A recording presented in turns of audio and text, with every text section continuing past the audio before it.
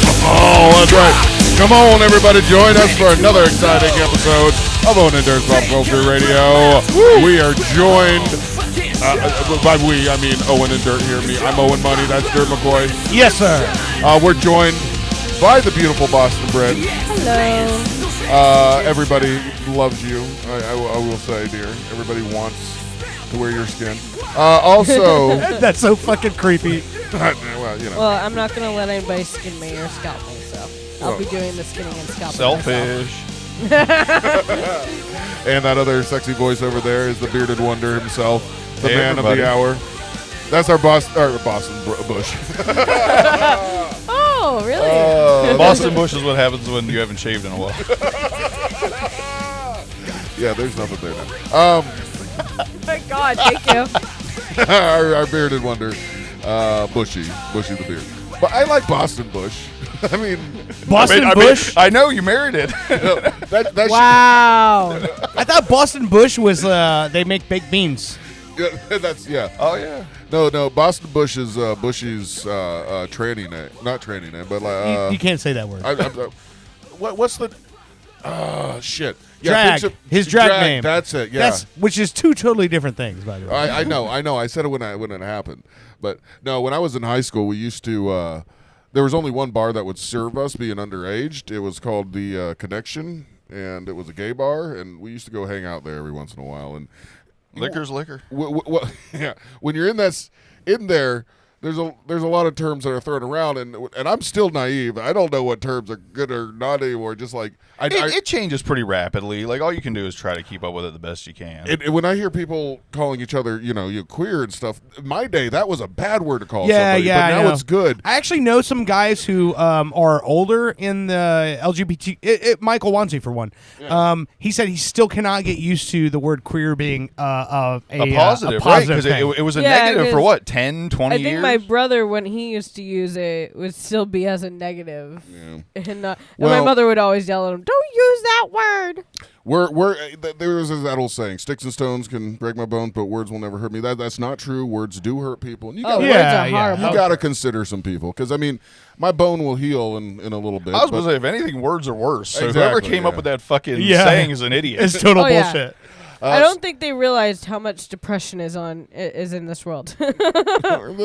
People just don't care. But anyway, in order to succumb all those horrible feelings in my head about not saying right words and worrying about everything I do, I like to kill it with alcohol. Yay. And because of my friends here, That's healthy. you introduced me to whiskey.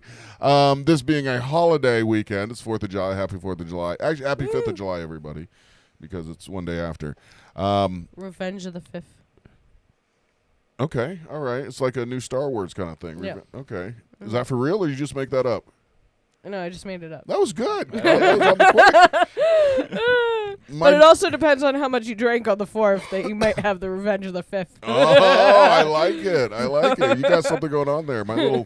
I seen some, of course, the memes go around. I seen someone said, if you drink a 5th on the 4th, you're going to have trouble going 4th on the 5th. That's true. Well, being it's America's birthday, 249 years old. America, happy Old birthday. ass bitch. Woo! Next year is 250. I wonder if there's going to be something special. Never mind. It Yeah, doesn't matter. In honor of America's birthday, I went to the liquor store and said, "Give me the most American goddamn thing you got." And by the way, we're all sophisticated gentlemen. Okay. So this is what I got. I got a nice little bottle of Gentleman Jack from Jack Daniels. Oh, yeah. Is this supposed to be really good, right? Yeah. It's No, like- Gentleman Jack is fucking great. You're I giving love me a it. dirty look. No. I just, can't I said read the before. bottle No. from there. I just, well, that too. Yeah, I can't read it from that far away. But no, like if that's so Captain Morgan has like a Captain Private Reserve or something like that, and it's one of the only times I ever drank a handle between two people and didn't have a hangover the next day. All right. I'm assuming that's what this is, like the elevated, multi-filtered, Double more mellowed. aged. Yeah, double mellow. Yeah. What does that mean? Specifically, I actually don't know what double mellowed means. Well, They had a lot of things like double barreled, bonded. Usually it's all bonded about with how many something times it's else been and- distilled, you know what I mean? Like Yeah, they 5 had- times. They had a all bunch of that. Jack Daniel's stuff that had actually like plastic caps on Jesus it. Christ! I was about to say, holy shit, bro. Is that a lot? Yeah. Here, let's pass this around. Oh my God, I'm not a small guy. It's just a really big bottle, just for anybody watching. There you go, honey. Pour yourself a little bit. No, no. We have a big show today. We're going to be talking to a celebrity in our first segment. Tad. Fritz, That's good. who has a bunch of great music on Spotify and everything. Also, Yeah. we're all going to get nice and toasty. And if you're listening, I know it's a holiday weekend. Go ahead and grab a drink and get toasty with us.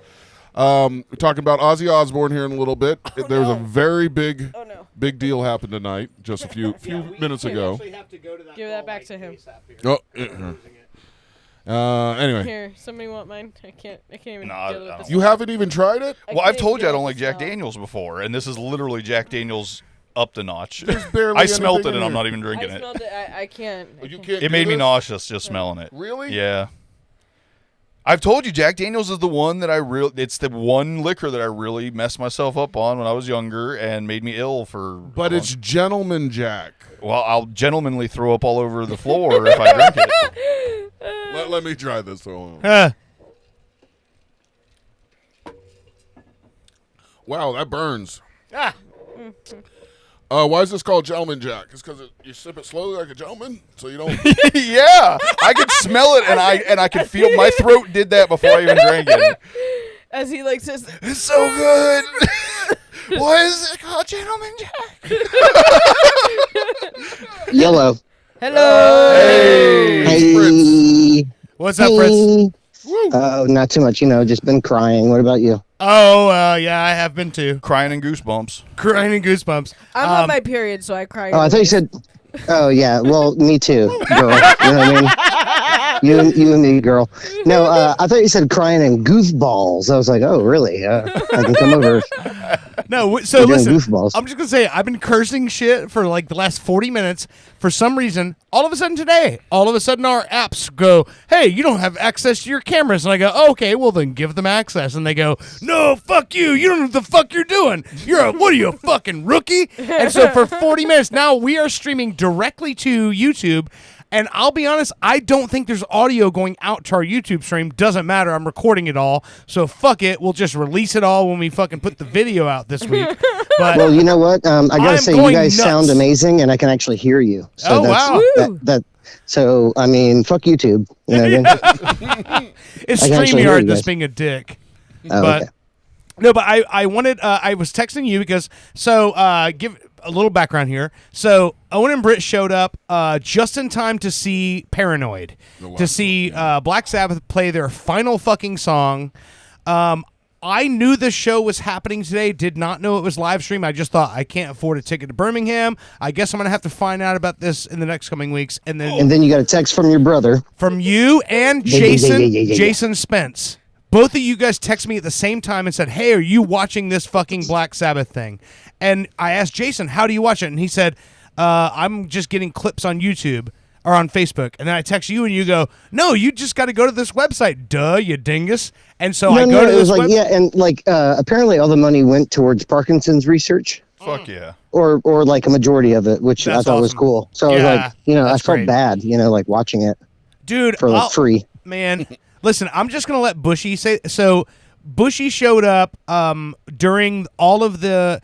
So just give it an idea. Here, Ozzy has decided that he is done with live performance. And so they decided to throw one more live concert in the soccer stadium in Birmingham, the town where he was born, the town where all of the Black Sabbath guys are from.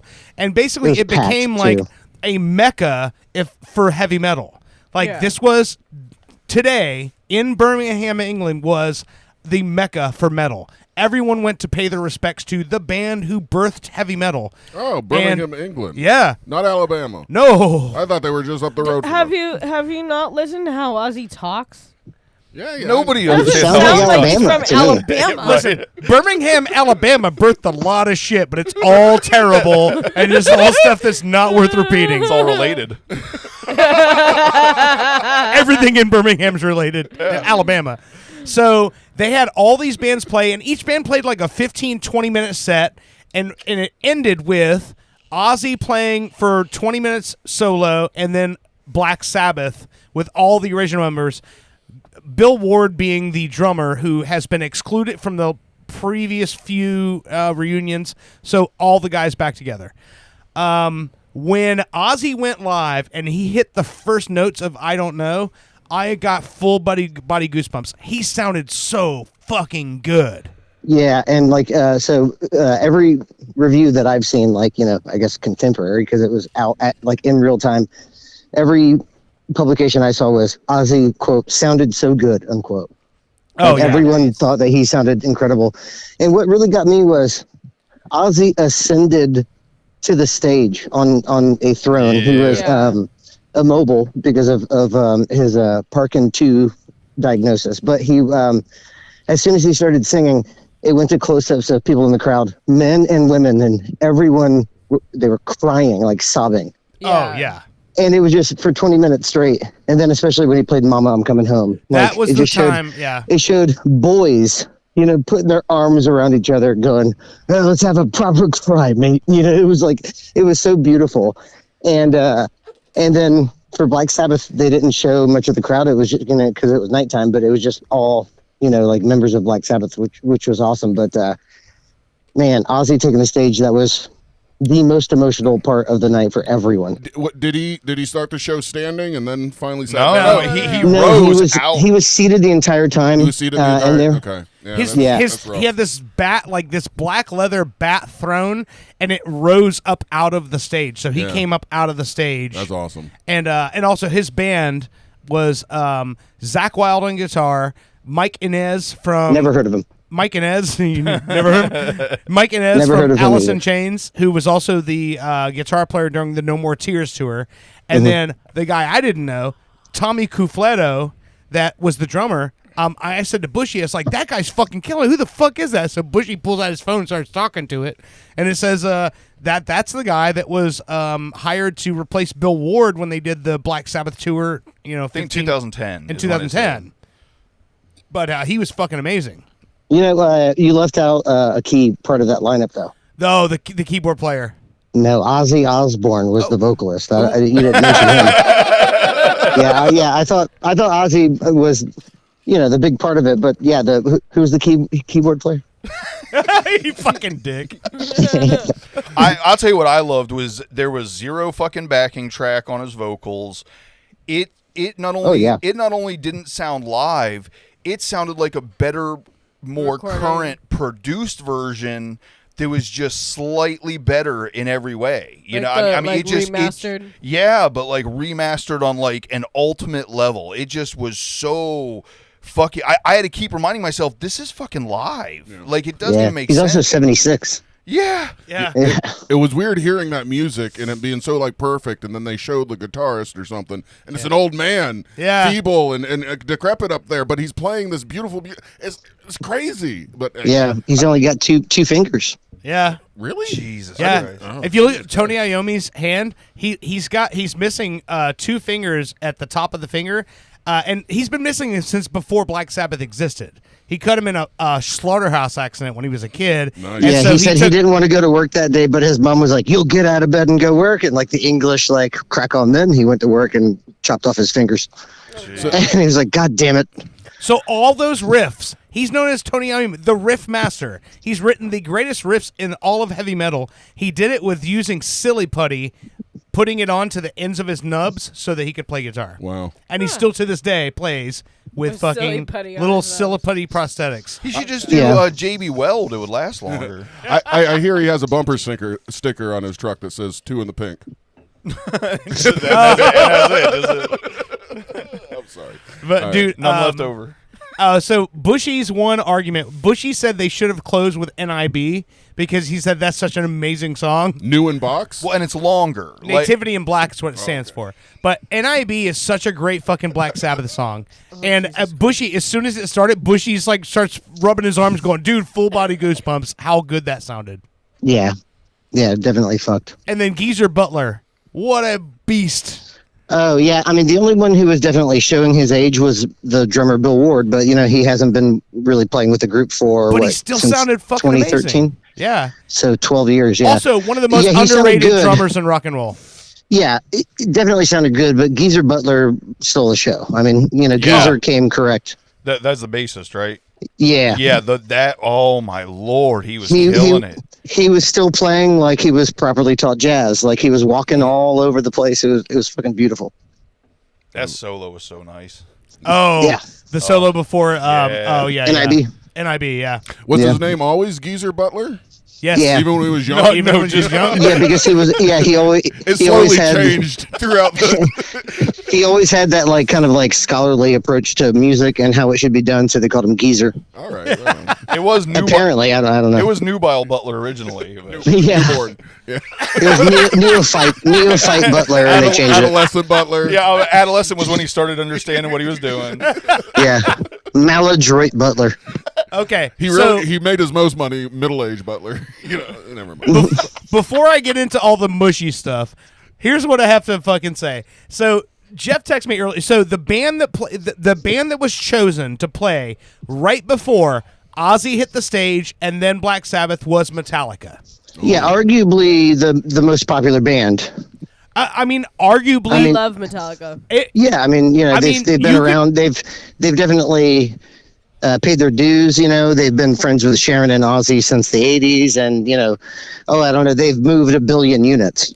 And also, couldn't you not make the argument to say that if Black Sabbath is the most important band in the history of heavy metal, Metallica might be too.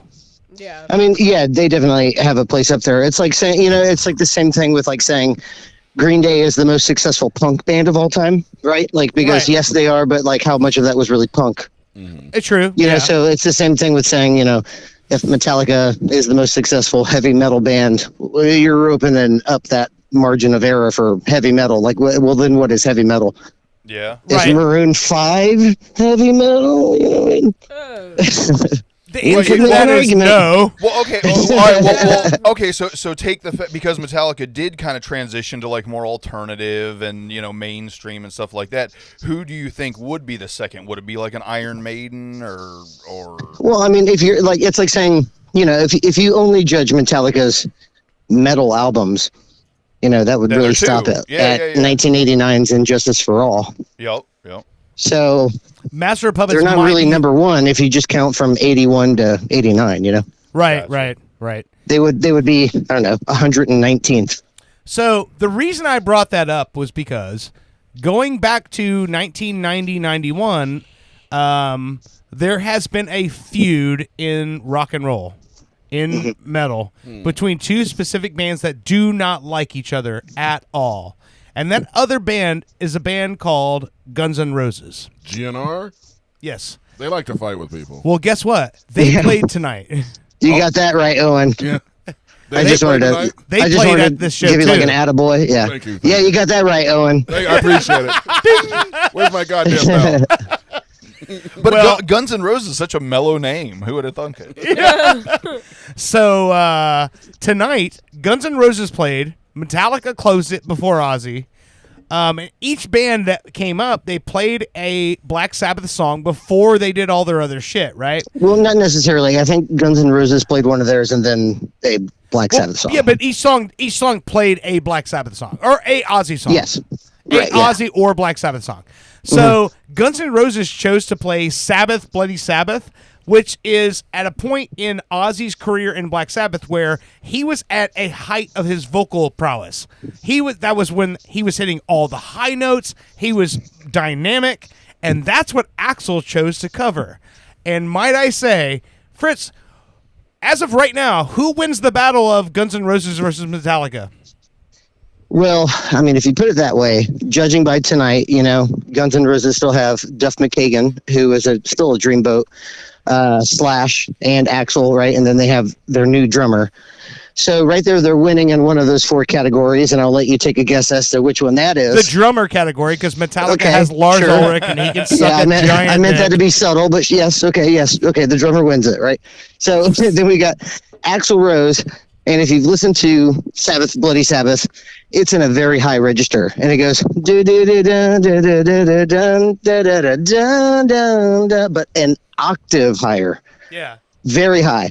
And Axl hit all the notes. His voice sounds like the old pervert guy from Family Guy, but like he was nailing all of the notes. And then I was like, man, and I was texting with our good buddy Dan, friend of the show, and he was like, God, I hate Axl so much. He like put him out of his misery. And I was like going along with him. I was like, execution style, am I right? But then Metallica took the stage, and I go, Darcy, to my wife, I go, Darcy, check this out. They start playing, and immediately she goes, oh, what is going on? And I go, I don't know. No one knows. No one knows. And I can't believe how James Kirk and Robert Trujillo play to him. It's like a blender on random. It's just like it's a blender inside of a metal tank, and they're just trying to play what they think might come next, and they're tight as fuck. And I don't get it. But that's because that's how good they are. Yeah, as far as the Guns N' Roses Metallica feud, like Guns N' Roses like kind of still sound like Guns N' Roses, and Metallica doesn't. They sound so bad. But also, listen, Axl doing Sabbath, that it was fucking great. I thought Axl did an amazing job. James Hetfield, wins in the singer category, right? But Kirk Hammett and Robert, because they're at the whims as the rhythm section to Lars, they lose to Slash and Duff. And I gotta say the win is for Guns N' Roses, because James is like sober and he's energetic. He's got a lot of energy now, and he's healthy. He looks fucking great. He looks like he's having fun. He looks fucking amazing. Yeah. And then like he's going for notes, like high notes, and he's getting them. It's just he is not confident as to where Lars is going to land on the one, because Lars probably hears him in his monitors and goes, yeah, and just smashes a cymbal in the middle of it. Oh. So it was like, it really was that bad. Like Darcy even at one time goes, if I choreograph something to this, I would have to apologize to my kids. Like the tempo is all over the place. You can't even like fucking dance to it. Like there's nothing that you can take away from that. I was like, that is absolutely correct. So before I end with the mushy stuff, did you see the clip of Phil, Sammy Hagar, and James Hetfield talking backstage?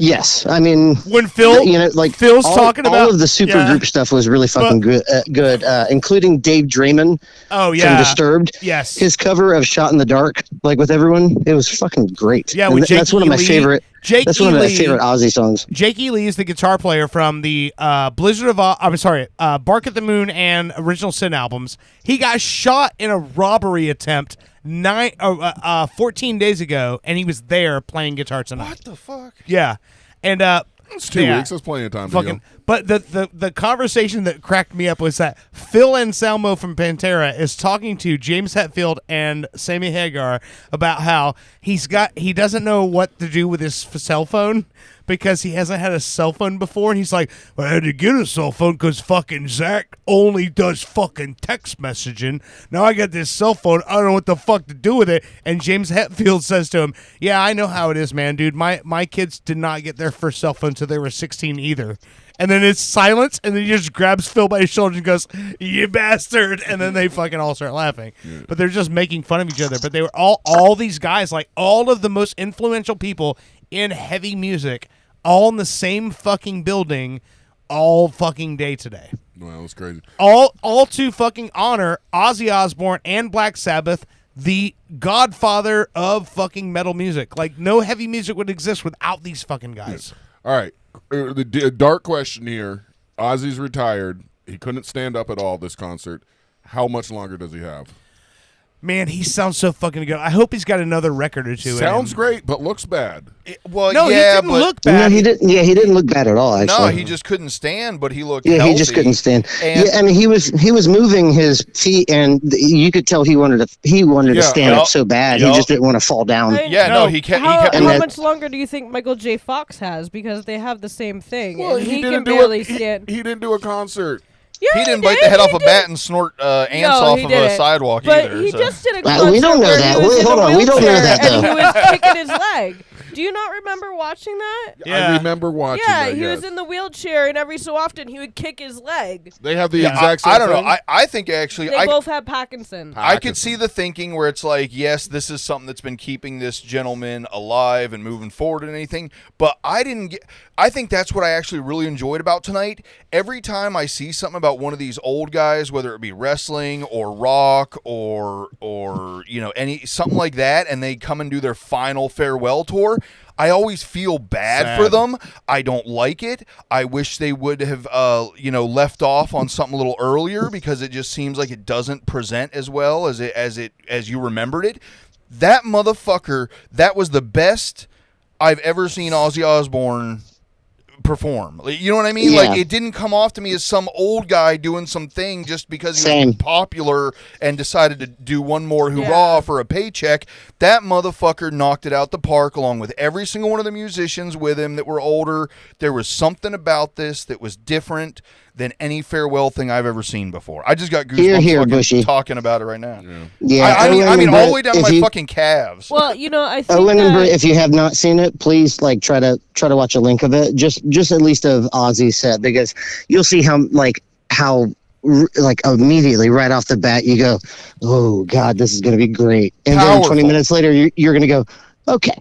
Well, I think it was that good. I think the other thing when it comes to people like Ozzy, you kind of put him into the same category as like a Johnny Cash or whatever, because even Joaquin Phoenix said when he was filming and learning from Johnny Cash, his hand shook, but the second he touched that guitar, they didn't shake anymore. So Right. Ozzy has been doing this like his entire life. So even though he can't stand it, you're not going to lose your charisma if this is something that you love. It's going to come back to you like riding a bike. 100%. Yep. It's always going to be there. And especially if this is going to be your last performance, you want to outdo everything that you have ever done. So even if you're just sitting there. Did you hear what Elton John said? Speaking to that point, Brittany, Yeah. it was like watching Muhammad Ali when he would like shadow spar with the guy from 60 Minutes who has the Ed. What's the guy's name? He's got the earring. Anyway, when he was like sparring with him, like Muhammad Ali was shaking, and then immediately went out of his trimmers and went back to shadow boxing. Yeah. And he was fluid. It's kind of like the same thing. Exactly. You could tell he wanted to get up. He knew exactly what he wanted to do on stage, and he was looking around and like, it was sad because like you could see inside he's still 25. You could see him pushing himself up on the arms of the fucking chair. Yes, he wanted to keep standing up. You could tell he wanted to get up and run around, and knowing that he couldn't. But man, his vocal performance was the best I've ever seen him put out. I've seen him live. I've seen so many performances of him, and I love this man. Like, he's the godfather of everything. I think what was cool too was in between songs they had videos from celebrities, and Elton John, who's got a great moment with him. That's what I was just gonna say. Yeah, on the Osbournes reality show, Elton John goes, "I love you, Ozzy. You are a criminally underrated vocalist, and you are one of the best of our generation." And I was like, "Fuck, yes, absolutely, Elton John." I loved watching the Osbourne show. Like I was hooked on watching that. I loved when he like threw fruit in the other person's yard or whatever. I just loved every second of it. It was when Elton John said, "Do you wear gold?"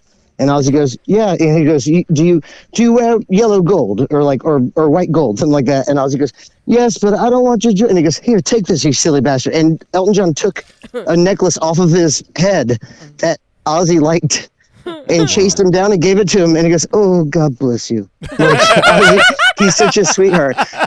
Also, him meeting Paul McCartney for the first time. Oh, that's so good. Because he's Paul like, McCartney sees him walk in and he goes, "Uh-oh, who let him in here?" Like as a joke. And Ozzy just puts both hands on his shoulders and he goes, "Mate, I just want you to know, like, I'm a huge fan, big fan." And Paul cocks his head to the side and he goes, you are the most wonderful human being in the world. You changed my life forever." And Paul goes, "Oh, God bless you, Ozzy." Like, he's such a sweetheart, you know? Yeah. It is funny. It is funny to have the Prince of Darkness sitting on a bat throne, screaming, "God bless you all." Yeah. You look beautiful. Yeah. it's funny too because Ozzy's Hall of Fame induction, when they played the vignette, like the video package before he comes on, and then Paul McCartney pops on the screen, and when Paul McCartney says, he goes, "The man's fucking insane." He's like, his vocals are unmatched, and he goes, "And you never know what you're gonna get." He's And gonna that's come, something, yeah, yeah. and it's so cool that people like Paul McCartney and Elton John are coming forward saying, "Hey, Ozzy, here's your roses." Yep, here's Like, your flowers, you're buddy. still alive to see it. It's You're so alive beautiful. to see it. And Paul McCartney and Elton John are saying, "Hey, you belong on the same hilltop that we're on because Exactly. literally you're there. You did this." Imagine being so cool at whatever job that, like, you get to see, like, a video eulogy of everyone you've ever met in your life. Oh, Right. yeah. Like, that's got to be, like, the ultimate, like, I'm the luckiest human being that's ever lived. So I have to get to this before we end this call because I didn't realize it until I literally turned to Bushy, tears coming out of my eyes when I realized it. Your first concert, you were 11 years old, and what was the concert? It was Typo Negative opening up for the Rollins Band, who opened up for Ozzy Osbourne at the Amway Arena. I guess it was the Orlando Arena at the time. Yes. And I that was, took I you think, to that 97? concert. I had to get permission from my mom to take him to this concert because I'm like, he's playing in the band with us. And so I took you to that show. So the first time you ever saw a famous person on stage in person was Ozzy Osbourne. Well, it was Henry Rollins, you know. Okay, yeah. And then, then 20 minutes later, because I was like, Henry Rollins, yeah, Black Flag. And I was like, oh, that's cool. Like, Typo Negative just blew our minds. And then seeing Ozzy on stage, I remember he was like, "I want everyone to go crazy." We're in the nosebleed sections. We're just kicking the shit out of our chairs. Because we're like, hopefully he'll see us. We'll get backstage. Yeah. Up in the nosebleeds, yes. And then I 2 mean, years we later, tried. 2 years later, I took you to Ozfest '98. Yeah, I think it was the next year. Yeah, it was 97. I saw Ozzy as a 12-year-old, July, I think. And then, Yeah.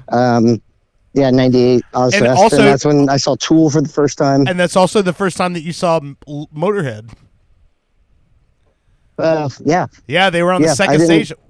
We walked over there. We didn't stay for the whole show, but Motorhead played. They headlined the second stage that year. Yeah, So I was don't know if waiting you for them to remember play that. the only song I knew, which was Ace of Spades. And they didn't because they probably played that last.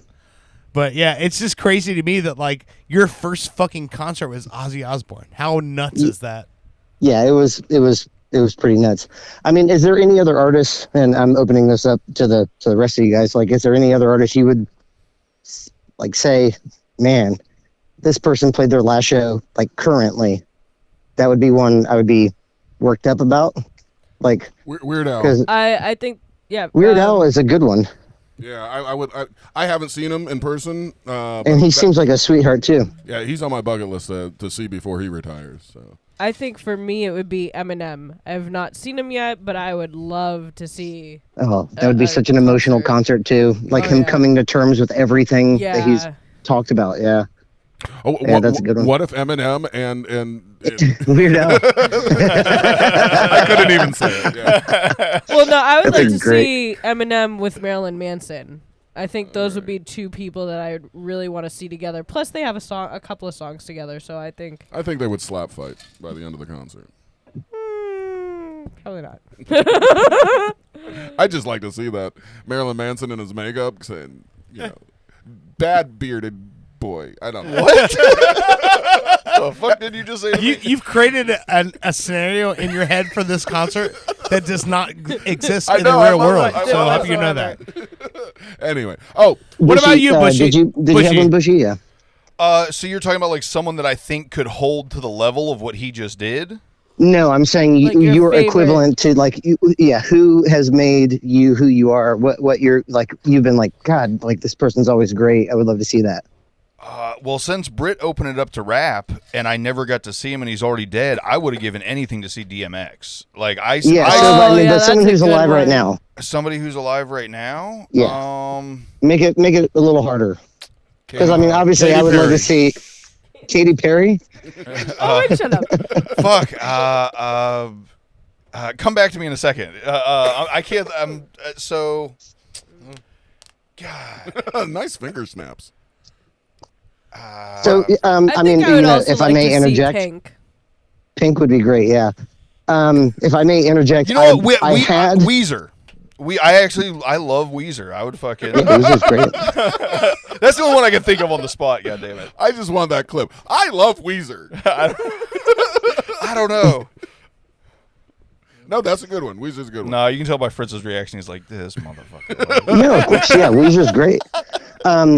I was just No, gonna no. say, Honestly, sorry, not to interrupt. Tool. I've never seen Tool, and I think it would be awesome to see Tool. I think they've maintained a pretty consistent level of quality. they were fantastic tonight, by the way. Yeah, Hash pipe. I think that's way better. That's way more gangster than Weezer, right? That shouldn't matter, but yeah. Okay. I would have to also say Dropkick Murphys because I did Oh, see yeah, them. nice. I worked on one of their shows. And Oh, they their throw a farewell great- tour would be fucking amazing. Yeah, they throw Yeah. a great show. This is the last time we're playing in Orlando, Florida. Like, oh my god, the fucking crowd would go crazy. Oh, by the way, did you see right before fucking Sabbath played when they play all these videos of people who had like posted videos to the website to like give their tributes to Ozzy? Someone from Orlando, Florida made the stream. I saw that. Yeah. Yeah. He goes, I'm from Orlando, Florida. And you could tell it felt like he was Brazilian from his speech. But it's like someone from Orlando, Florida made the final stream to like say farewell to Ozzy and Black Sabbath. I thought that was really fucking cool when I heard I'm from Orlando, Florida. I'm like, fuck yeah, you are. You It was those glasses. The glasses was like 50% of it. Yeah. Hey, we got somebody on hold that really wants to talk to Oh, Fritz. Jesus Christ. Am I able to do that? Yeah. We got multiple lines, but Fritz, do you mind taking one phone call real quick? No, of course it not. says big fan. So, hi, you're on the air with Fritz. So this is Owen and Dirt's Pop Culture Radio. Hello? Maybe I can't get it. Never mind. Don't worry. Okay. about it. Are you not plugged in? I think I'm plugged in. Hold on, let me You're try it getting again. a lot of feedback from it. If it's what I think it is, this might not be good. He's calling in from out of town. I don't know where that? he's at. Let me tell you, I was just listening. Tremendous stuff out there. I'm a big fan of Fritz and his music. You can find it on Spotify. Believe me. What? Florida Slang, one of his best ventures, folks. Really fantastic. And you know what? One day I'm going to buy his socks and give him I a don't good like sniff. this at all. I was going to say this is probably a terrible idea. You missed the joke, but anyway. He said he was going to buy your socks and start sniffing them and all this kind of stuff. But Nice. but yeah. He can buy my socks, and I'm gonna cum in them. AI wouldn't let me get too graphic. So. And then he can take Oh, them that home. was AI. That wasn't. I know. That wasn't actually Trump. Okay. He doesn't listen. I'll come in those socks. I'll give them to him, and then he'll finally have something manly in his house. Oh, Jesus Christ. He says, I'm going to buy his socks and give them a good sniff. It's going to be huge. Oh, Nobody does it better than Fritz. I don't know what that means. that's not an endorsement anybody wants right now. Yeah, no. Well, this guy calls all the time, and Okay, good. That's all he has. That's all he has time for is to listen to this shit. He can't make real fucking decisions. He's just got to listen to our bullshit. yeah. So anyway, all right, Fritz. Thanks for taking time out of your busy schedule and giving us a call. Yeah, of course. I appreciate it. And so, also, just Love you guys. say, was it not like? I mean, personally, me watching it, I'm like fucking teary eyed watching this shit, and it was so fucking heavy. Like when you guys showed up, and I remember just saying to all of you guys, "This is it. Like this is the fucking last time anyone's gonna see Black Sabbath fucking perform." Like the band that started all metal would not exist if it were not for Black Sabbath, and this was the last time. We're done. It's it. That's it. It's over. Tumbleweeds and fucking Wind, and that's it. No more. What do you think Blink-182's last tour is going to be like? Lots of Probably awesome. yeah. I mean, Travis is amazing. Yeah. Dude, he played. Travis Barker played tonight. He was in. What was it, Jeff? That supergroup. The guy with the mask on. Who was that?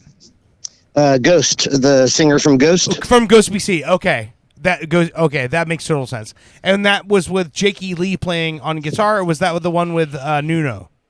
Oh, I don't know. Okay. Yeah, I can't remember offhand. I just know that Ghost, the singer from Ghost, Pope Emeritus or whatever. Yeah. Sang. Yeah, but. And I know Travis Travis Barker played drums on a couple songs, but I don't know which ones. But when they were playing, when they were playing, they shifted the audience, and it was Sharon in the audience, or out by the soundboard, clapping, and right next to her was Kourtney Kardashian with the baby. And I'm like, Rocky. That's fucking Kourtney Kardashian with the baby, because Travis Barker is playing in Ozzy Osbourne's Farewell right now. That's fucking nuts to me. But I didn't like that either. Also, listen, give dues to Travis Barker is a fucking ridiculous drummer. Yeah, of course. I love Blink-182. Okay. All right. I'm sorry. I need a drink and a Tum. A Tum? Is it like half? Yeah, of just one. Is it Yeah. half of a Tums? Yes. Well, usually you take two, but I only take one at a time. So So it's that just way a Yeah, I that's a can, Tum. like, Yeah, yeah. That is a Tum. You never heard of that? A Yeah, Tum. I'm going to go take a Tum. I'm gonna go take an Alka-Seltz. No, that's improper and you know it. Come on. I only do Pop Fizz, not Pop Fizz Fizz. Fritz, buddy, hey, you're the reason I am who I am. Yeah, likewise, baby. Like, we saw fucking Ozzy Osbourne. Yeah. But Just so you know, Fritz, me and Owen missed you at the wedding and at I the know. night before. That was I so like know. a month and a half ago. What are you, I have No, not I mean, talked no, to I him still- since. Yeah, I still want to get together with you guys, and I haven't gotten your Venmo. If you want to just say it right now on air. we don't have a Venmo. I don't have a Venmo. What are You you can have talking All right, about? mine. well, what's your Zelle? What's your phone number? Yeah, don't put the phone number. 521. What's your? I need your bank account, routing number, and your password. It's under my Date of birth. No, we'll it's handle under my that all email. off the air. We'll handle that off What are the the air. what are the three numbers on the back of your credit card? Just out of curiosity. Oh, you- 666. I'm curious. That would probably check out. 492. For me, yes. If you Yeah, guys, I wish I could have been there. It's just, life is happening right now, I and I know. love you Yeah, guys, and you I wish getting you a a new beautiful job. future, of course, and I wish I could have been there too. off air, I'm gonna text you guys and let me know how I can make that rain happen. I have a great deal, by the way. This Nigerian prince emailed me. So I think, hear me out. He says it's legit. I have no reason to deny him. So I'll tell you what. All my money that I've made in the last 10 years is off of Yeah. cashing checks for other people, and then you keep a certain amount and you return Thank the rest you. of the money to them. It works. thank you, Bushy. Thank you. You're welcome. It works for some people, apparently. Oh, I'm a baller now. All right, Fritz, have a good night. I love you. Long live Ozzy Osbourne. Long live Black Sabbath. And we will talk to you again soon. Love you, bro. Cheers. See you, buddy. Bye. All right. Bye. Bye. Don't forget Ozzy Osbourne's tie, real important tie to Central Florida. It's almost 50 years. Oh yeah. ago. It was, when Randy Rhoads passed away. Randy Rhoads. Was he related to Dusty Rhodes? No. would've No, been he's one of the greatest guitar players that ever lived. But Randy Rhoads and one of their seamstress, I think, and the bus driver, they were driving through Florida, and their AC went out, so they called like the maker directly, the owner of the company, and he's like, I live in Leesburg on a air ranch where people have houses with garages for their planes. Come on by, that's where a bus driver or a bus company owner that makes buses for Ozzy Osbourne would live. And so, anyway, they came by there. Ozzy went to bed that night. They were going to work on the air conditioning in the morning, but Randy Rhoads and a couple other people, they stole a plane, went joyriding, and got so close to the bus, they clipped the bus, and then the plane went boom, blew up, and it was Is that crazy. the story? Yeah. Yeah. Oh yeah. March 19th, 1982. Wow, I thought it was a bus crash. I didn't actually. No, the plane Well, crashed technically- into the bus. Yeah. I It's had no technically idea a about bus any of crash. that. Yeah. It is- Oh yeah. And that was a night that, I mean, although Ozzy didn't see it, he says it changed him greatly. I don't Well, know of how. course. He kept doing the drugs, but allegedly they were high on coke and stuff like that, and decided to go joyriding. But whatever. Definitely not a factor. 25 years old. Randy Rhoads was an amazing guitarist. 25 years old. Yeah. If it wasn't for that event, that guy could have been up there on that TV that you And watch. would have been. It would have. Yeah. Yeah. I mean, I like Would the have idea, I been. like the idea that they're flying the plane and they're like, let's buzz the tour bus, but there's nobody even in the tour bus. They forgot that they would be the ones they'd be buzzing. But yeah, that's one of the Way to things. kill the mood. Well, I know. That's one of the things that everybody talks about. Like, I got a book. I'm writing a book. I do have an idea for like last 10 years for a book, and I started writing it, and then shit happened, and I made a family and all this shit. And again, the name might change, but A Spook Hunter's Guide to Florida, and these places marked with a GPS, so you could go by this airport and see where this plane crash actually happened, and the story about it. I mean, that's the book right there. I mean, all these places across Florida. But anyway, all right. My dear here has to get a drink. Let's take a break. When we come back, we got a lot of other stuff to talk about. Mainly, I mean, talking with Fritz We're makes going me. to talk about grandma as well. Well, talking to Fritz makes me happy, but then I think about my grandmother and I get like very, very irritated. She's got this new thing she's doing, Dirt, Yeah. where those precious moments like little dolls or figurines. Yeah. and Yeah. Of shit? course, my mom's got a ton of them. Tease it. Does she? You should just tease it. She has a ton of them, huh? Oh yeah. Okay, well, Would you like some more? hang on till Oh, after the maybe. break. Yeah. Maybe. I've got a picture to show y'all. Okay. Is it what you showed me? No. Oh, okay. What did I show you? The two dolls on the thingy-majiggy? Well, I do. I do have some show and tell as well. That's the second part of it. Okay. But hang in there after the break. Grab a drink. We'll be back in like 10 minutes. I want to hear if your grandmother is as crazy as mine. If you guys still have grandmothers. Or my mother. No. We talk about your mother enough. This is about my crazy grandmother. Okay. So this is listen, I cannot tell you how disappointed I am that I cannot play any Black Sabbath or Ozzy Osbourne on this fucking stream, or else they'll shut us down. Like, what if I play this? If I play that shit, I mean, 100. I don't know 100%, but I know based on the based on the trends I'm seeing on YouTube and on streaming, I know there's a 75% chance if I play any Ozzy or any Black Sabbath going to break right here, I'm going to have to go and edit all of that out. Yeah. So I picked a band that I don't What even... if? Hold on. Hold What on. if the song you want to play from Ozzy, you play a karaoke version, we all sing as we go into break? No? No. It doesn't work that way. Doesn't work that way. So this is a band that was sent to me. I'm not a fan necessarily. I think what they're doing is pretty fucking lame. But listen, hey, let's listen. This is a band called Gideon. Listen. This is a band called Gideon. And you're going to understand why I fucking hate this. They're calling themselves a country metal band, right? Oh, God. Ooh. I already And dislike all right, man. Country metal. That's We're tinfoil. going to fucking hate this shit together, folks. Nobody All heard of you listening, Tinfoil. You all of lost you me at listening, country. feel free to fucking let them know how much you hate this. So this is basically a metal band, I'm gonna and like the lead singer is a guy with a cowboy hat and aviator glasses on, and he sings like a country guy. That's like, yeah, fuck yeah.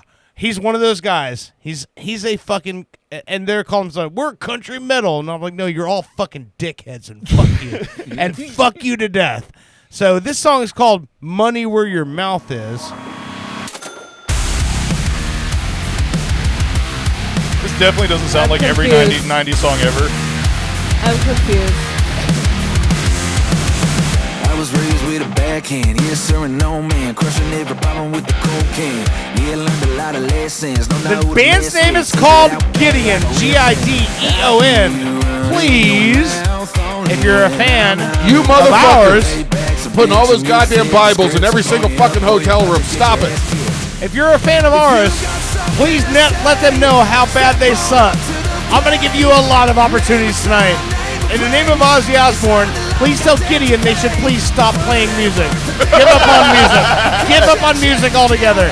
You're listening to Pop Culture Radio. We will be right back. So here's a tip for you to take. You wanna talk shit, put your money where your mouth is. Put your money where your mouth is.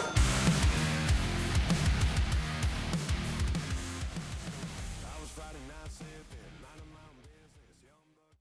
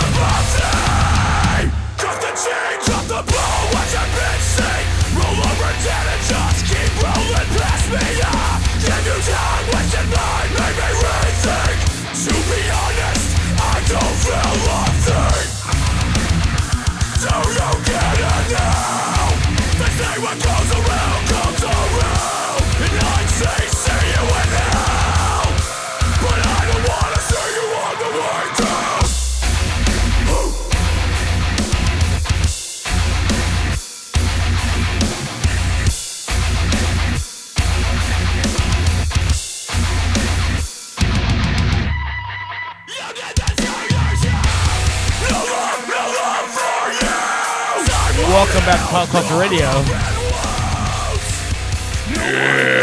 So are the lyrics Don't mistake country? it. Don't mistake it. This is the same band. Where's the country? I was about to say, I thought we were supposed to be hating them, and I like this one. No, because this is what they're capable of.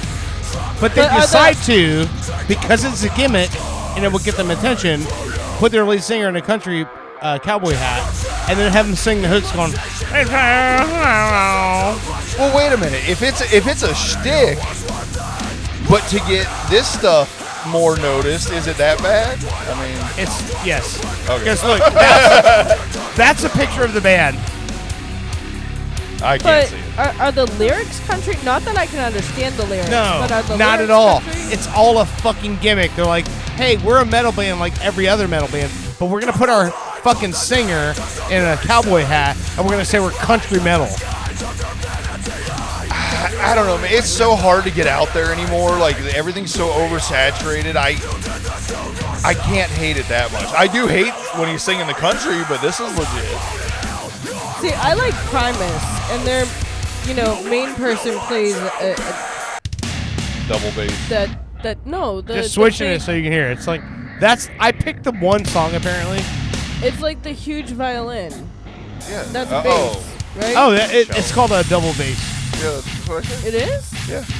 Yeah. Primus? Yeah, Yeah. it's a cello. But you play bass cello. Okay. Yeah. And he's in a pig mask.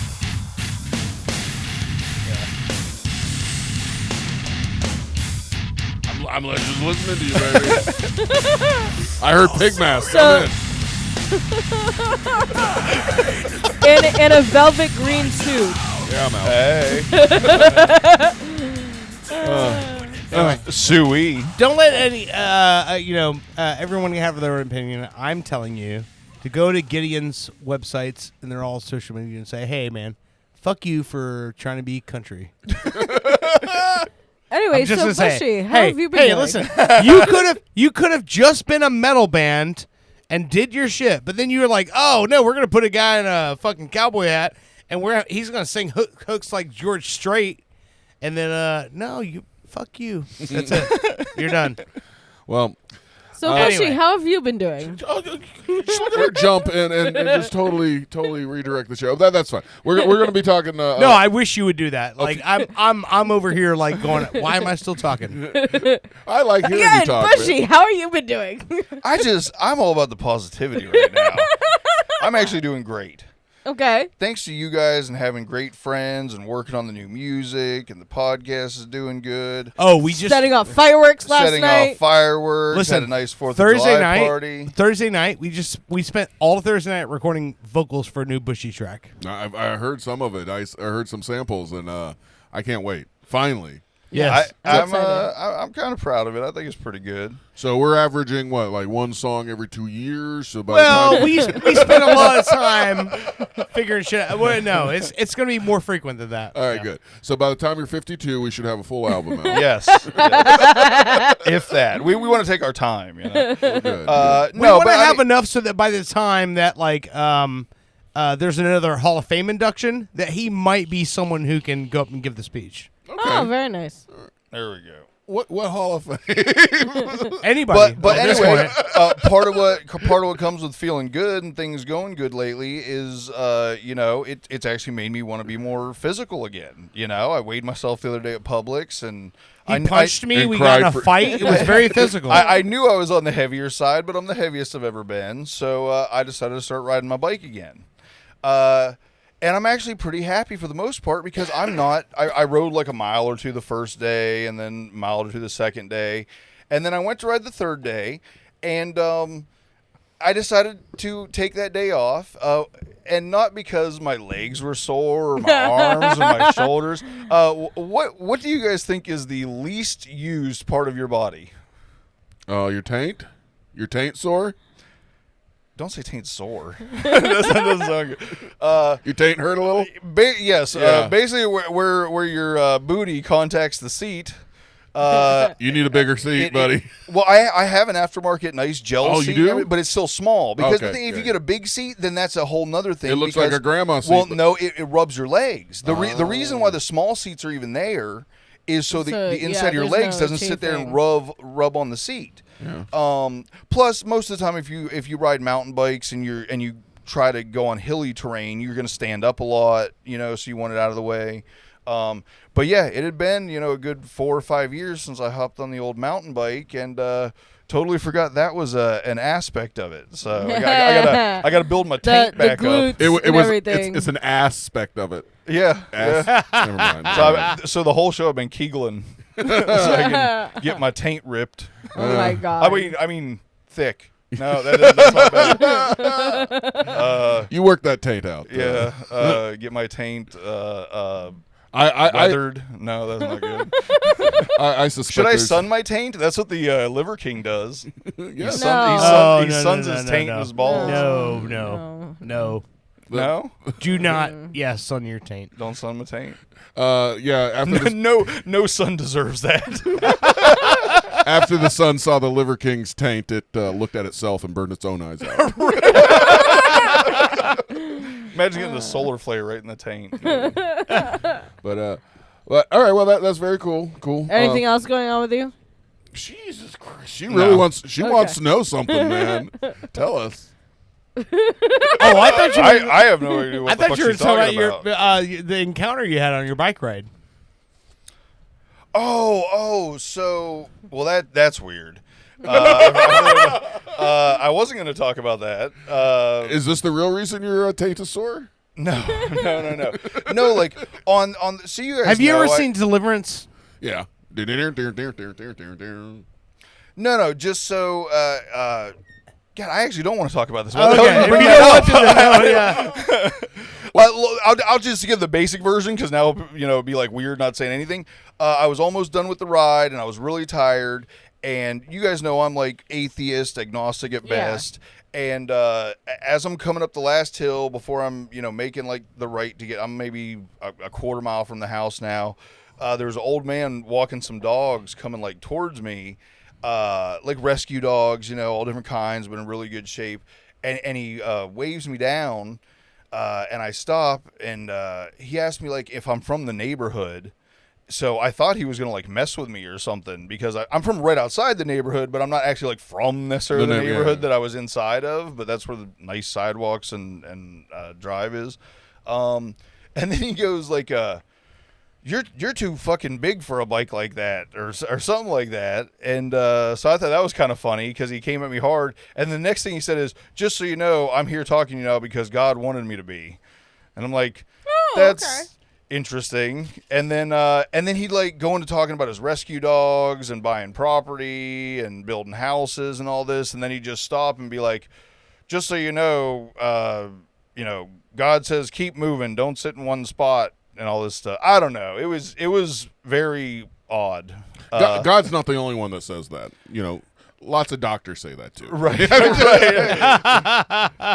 No, that is funny. Like, I don't know. Is there a resurgence in religion or something? Because the other day we went to an antique store. I guess it was yesterday, and we. It's so funny. I shared this show earlier, and I said we won't talk about religion or politics, and we've fucking fucking delve into both of them. That's why I said I didn't want to tell the story. Well, but I went into this this antique store, and they have a bunch of comic books, and I bought a few. And when I got home, I noticed when I bought them, they all had something shoved in the back of them. But I just thought it was like, so and so comic shop. Oh. Buy more here. But when I looked at them, every single one of them had like a Jehovah's Witnesses like little pamphlet stuck inside the comic. If you're buying this comic book, you need Jesus. That's what they're saying. Pretty much. But I tell you what, if you know what to look for right now, you can kind of score because Marvel is coming out with Secret Wars, the new Avengers movie. I think it's like part 5, and it's Secret Wars. Okay. And back in the 80s, they had the Marvel Comics Secret Wars. They did Marvel Comics Secret Wars Part 2, where all the characters get together and they go fight for humanity, and nobody knows about it. It's a secret. Okay. And then they came out not too long ago with a new Secret Wars with all the new characters and stuff. But anyway, if you can go, like, for the most of the time, the Secret Wars, like, here's I found this yesterday. Here's Marvel Comics or Marvel Superheroes Secret Wars #1. This is the one from the 80s.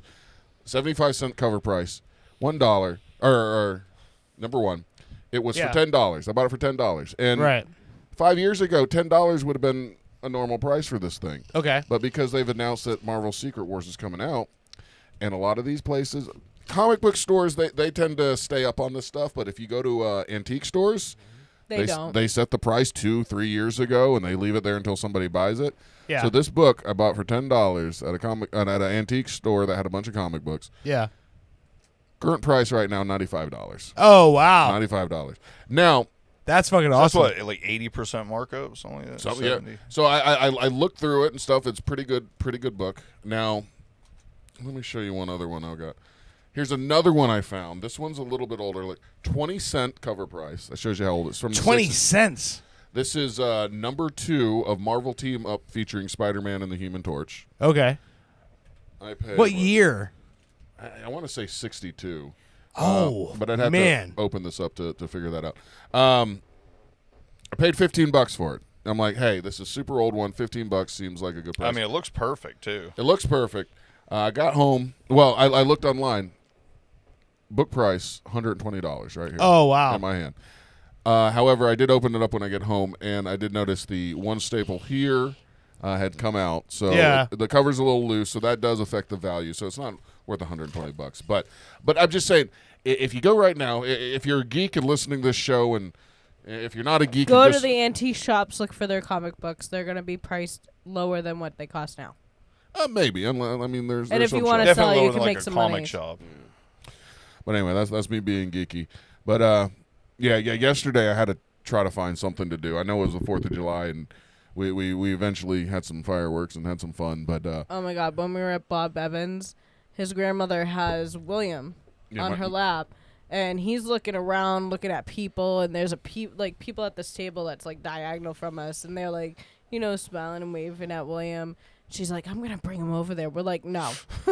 No. Yeah, my grandmother's in town. I was about to say, I thought you teased earlier that you were talking about grandma. Yeah. Well, let me tell you. We've got no grandma talk yet. You hung out with her a little bit last night. Yeah. Is she friendly? I'll tell you that Well, she loves me. when we called her and said that we were gonna have her come down, she was like, "I'm really looking forward to seeing Bushy. We're gonna see Bushy for a little bit, Look right?" at me. All she does is talk about how great you are, and what she does to me, I really think she's spoofing me or pranking me. She's not. She's not. I'm trying to tell you, she's not. She says they're for Samantha. She buys these Precious Moment little figurines. I mean, I know Precious Moments is like a brand name. I don't think they're all Precious Moments. They're any type of figurine, little. She actually bought one while we were at the antique shop. I tried to tell her not to. She still did. I'm gonna fill your house with this shit. She keeps telling me. You need to see her house right now. Her couch is covered.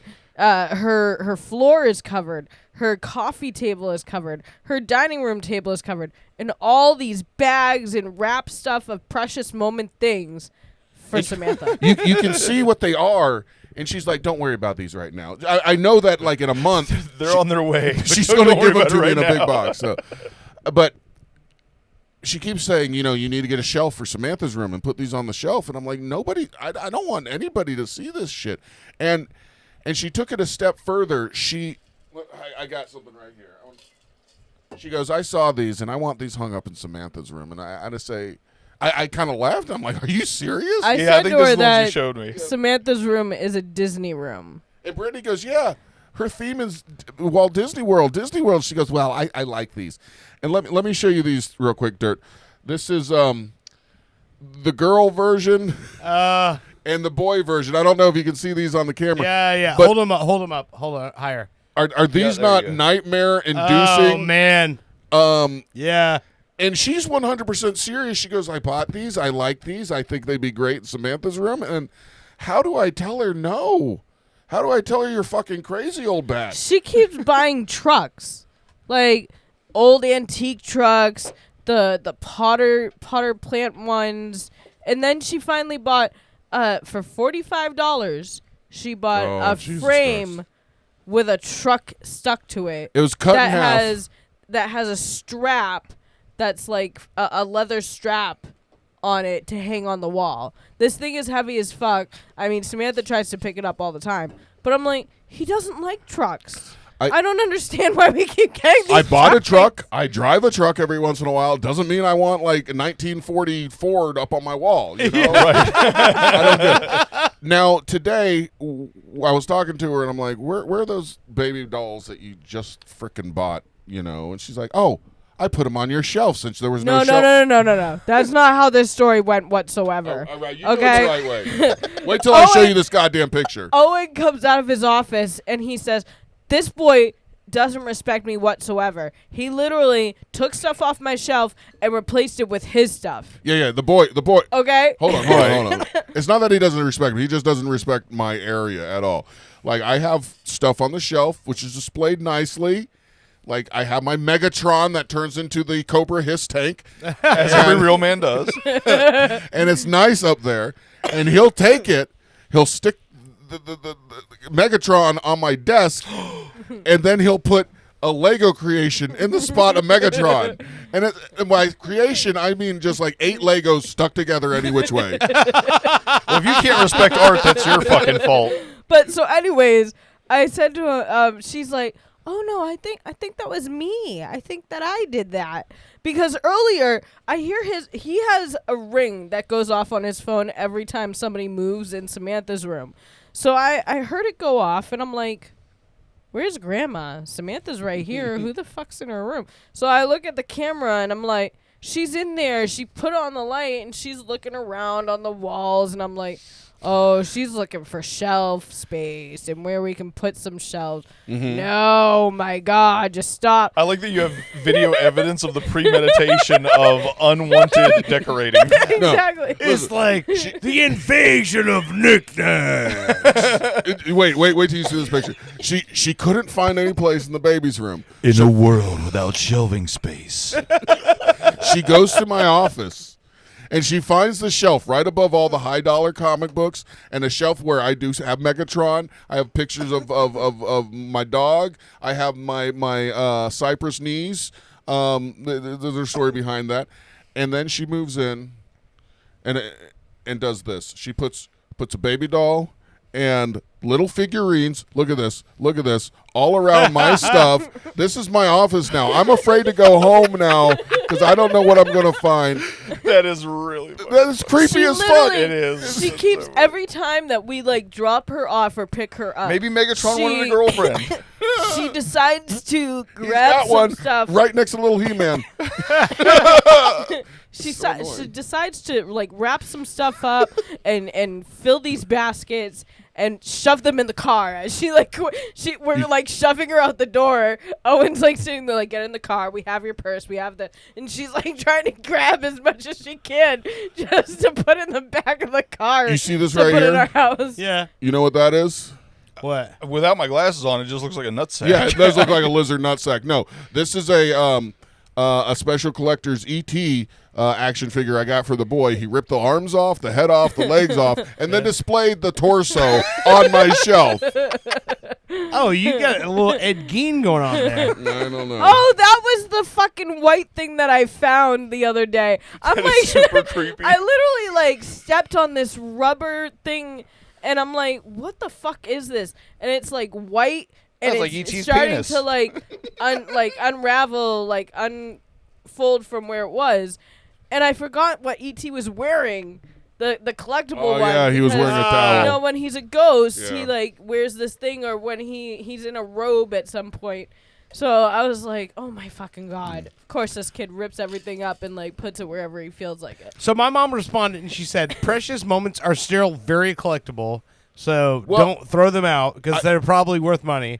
If they were really precious moments, that'd be great. But they're not. They're like any little thing. And they're knockoff stuff. Yeah. I And think Okay. some of them might be precious moments. I think the rest are like knockoff. Those are little nightmares.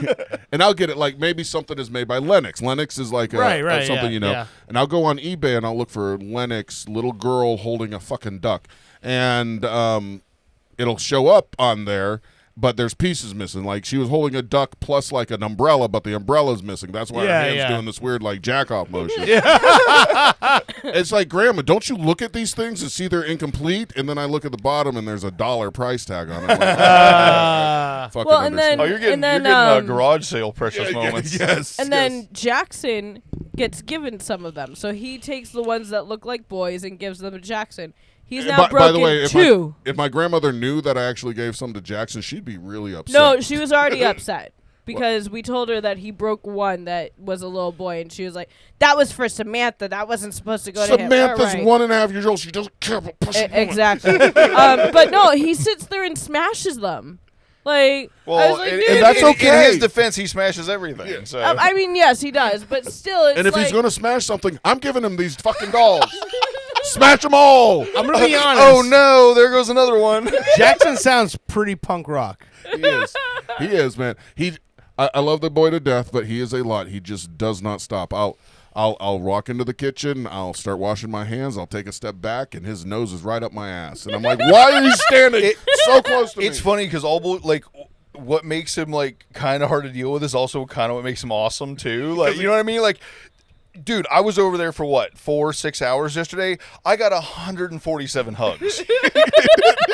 And I'm probably underestimating. You know what I mean? Like, and he's always wanting to hand you something and give you something and engage with you and talk to you, and it's like awesome for the first 5 minutes. Well, I think he realizes that it gets annoying, and that's what he likes. He likes to annoy people. See, That's not good. He grew up on Darkwing Duck. Duck. He wasn't even 1 year old, and he was watching that. And when I met him at like 1.5, he would ask for Darkwing Duck to watch and stuff like that. And the way he acts is exactly like the little girl on that show, Gosling, who always like messes with her dad or doesn't do what he says and then saves the day and stuff like that. And that's almost like the attitude.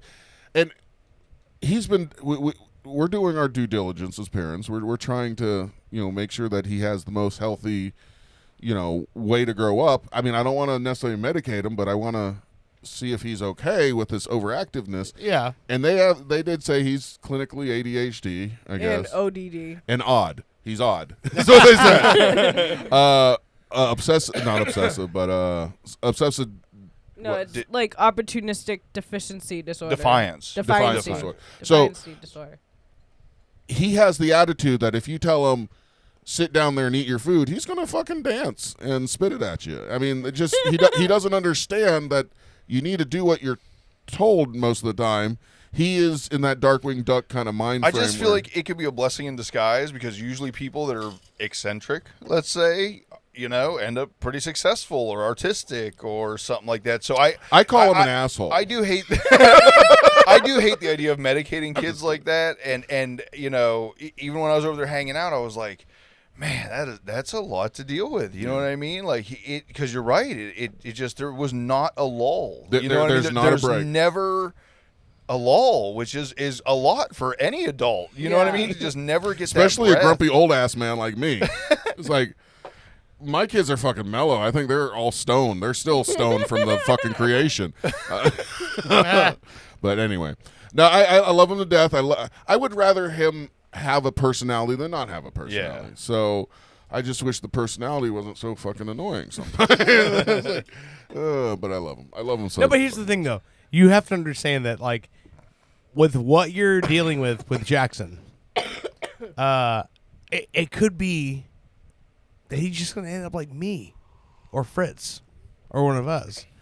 Because he's obviously, like... Hopefully not like me. He's one of those people that does not see things the same way as the rest of the world. He doesn't. Yeah. And that's not necessarily a bad thing. Yeah. I mean, to be honest, like I said, I'm an overthinker. I feel like my brain is very similar to Jackson. It never stops. So if you're young and your brain never stops, then your body never stops. That's true. That's fucking true. But anyway, all right. So I'm wondering how Grandma's doing with all them. We don't need a caller tonight or something. We'll do it another day. But yeah, so 4th of July is happening. It's done. I mean, but we're smack in the middle of the 4th of July weekend. Grandma's in town. I have a question for you. Mm-hmm. I don't know, like a month or two ago. Everybody's put up the American flag right now because 4th of July. Right. Putting flags out Yeah. there. I did it like a couple months ago just because, I always liked having an American flag on the house. It was like something I looked forward to when I was a kid, get my own place, put a flag out there, rite of passage, blah, blah, blah.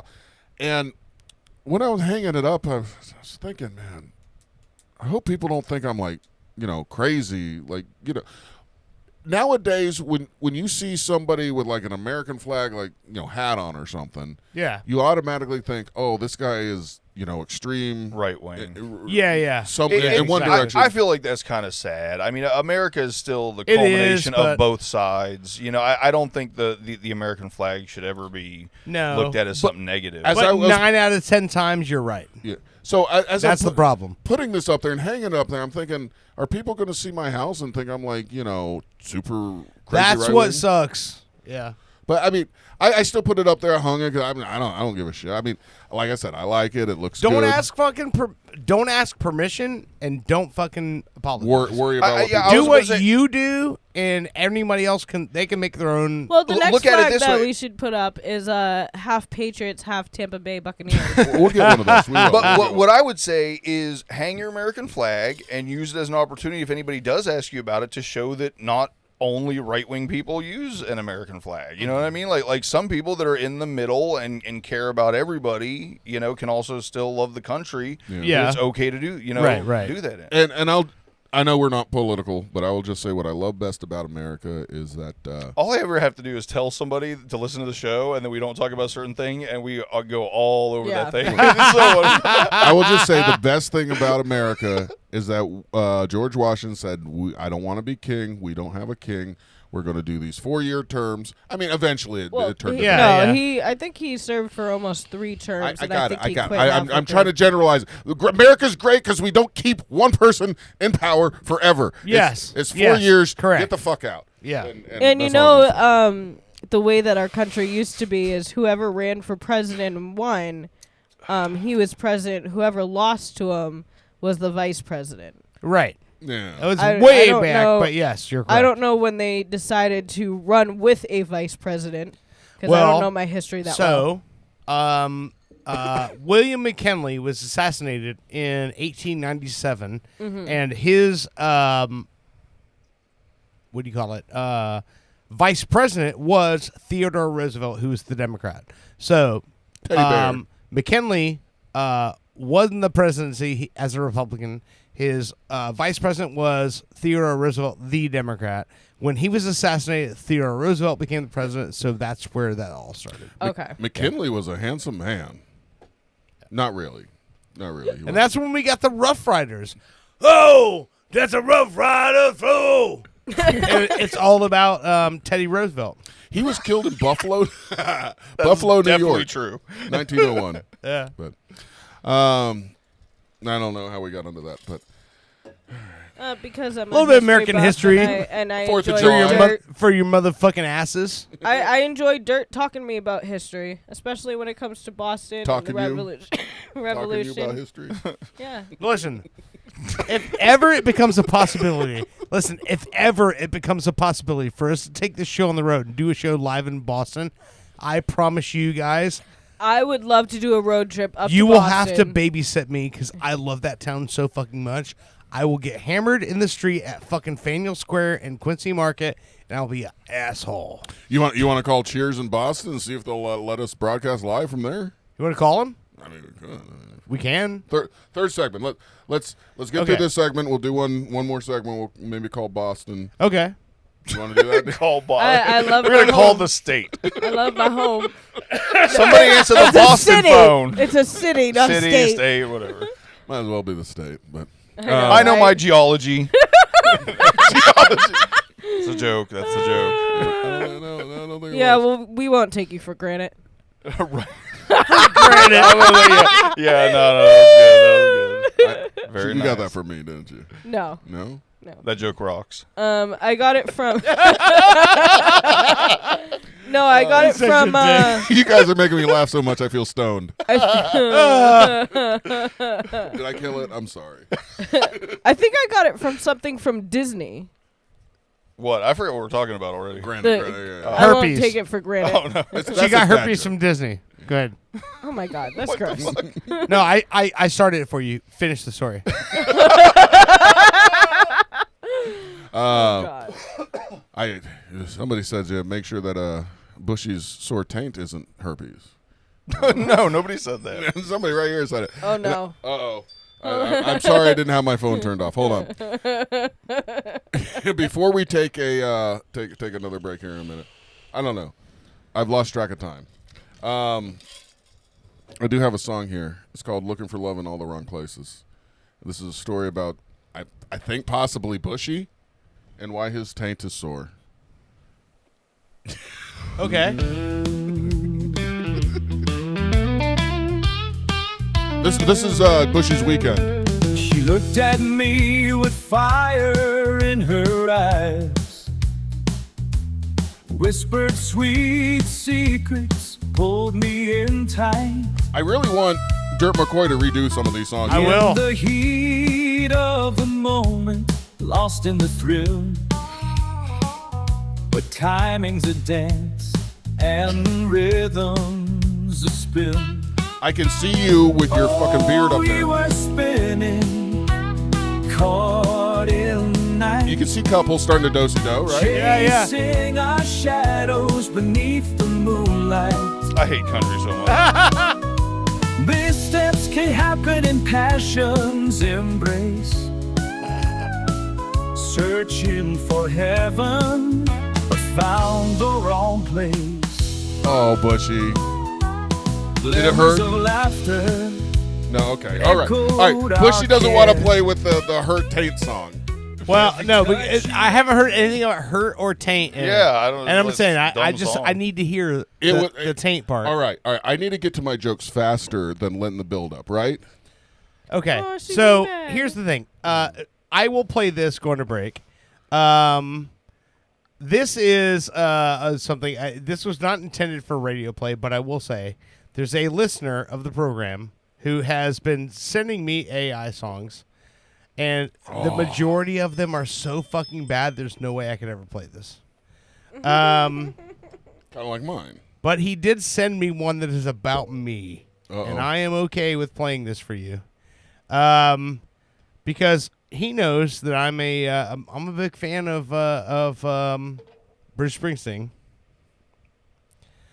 Hold on, I'm trying to get to it here. I'm okay. So this song is 100% about me, and he knows. Like I said, he knows my fandom of Bruce Springsteen, and so he used that against me. So I will give you an idea of what our unnamed listener is doing right now. And it sounds so much like Bruce Springsteen, but it's all about me and my job.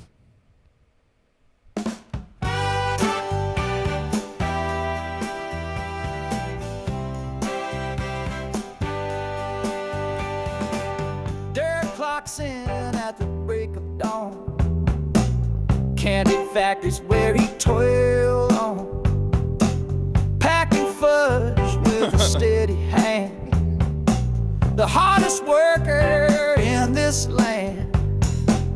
When the moon shines, he ain't done, polishing knobs till they gleam like the sun. His calloused hands tell a tale so clear of a man who works all through the year. Heather waits at home, love in her eyes, though his scent carries secrets she can't deny. She whispers, he's mine, through thick and thin, the hardest working man there's ever been. You notice not only packing fudge, but also I polish knobs. Shiniest. He's out once more. Southern smiles line up at the door. The laughter rings as he spreads delight, working hard till the morning light. Heather smells cologne that ain't his own, and stench of strange wieners on his breath. But she holds on tight, loves a heavy load for a man who walks this winding road. Heather waits at home, love in her eyes, though his scent carries secrets she can't deny. She whispers, he's mine, through thick and thin, the hardest working man there's ever been. So this is all about me polishing knobs, wieners on my breath, and packing fudge. All right, let's take a break. You're listening to Pop Culture Radio. Woo!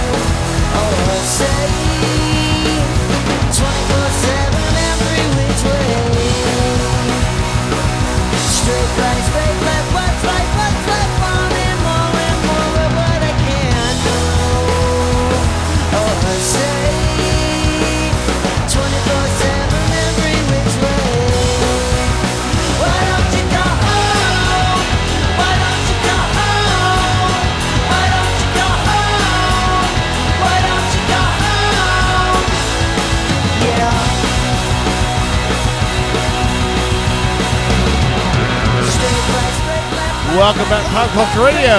Woo! This is I Am the Snake by Moonman from Mars. I was going to say, so you decided to play a really good band, huh? So, no, I was just thinking about it. It's like, I played this for you there. I can't believe I've never played this for you before. So, this is from our Reanimator album from 2020, like right before the pandemic hit. And we never really got to play a release party, all that shit. So, no, I just remember playing it for Bushy, and I'm like, oh, wow, never played that song. Sometimes you hear the right music at the right time, and it just hit. And like I told you, the only album that I could think of off the top of my head that it kind of reminded me of was like a Melancholy and the Infinite Sadness or something kind of that vein. Well, this melody right here. So good.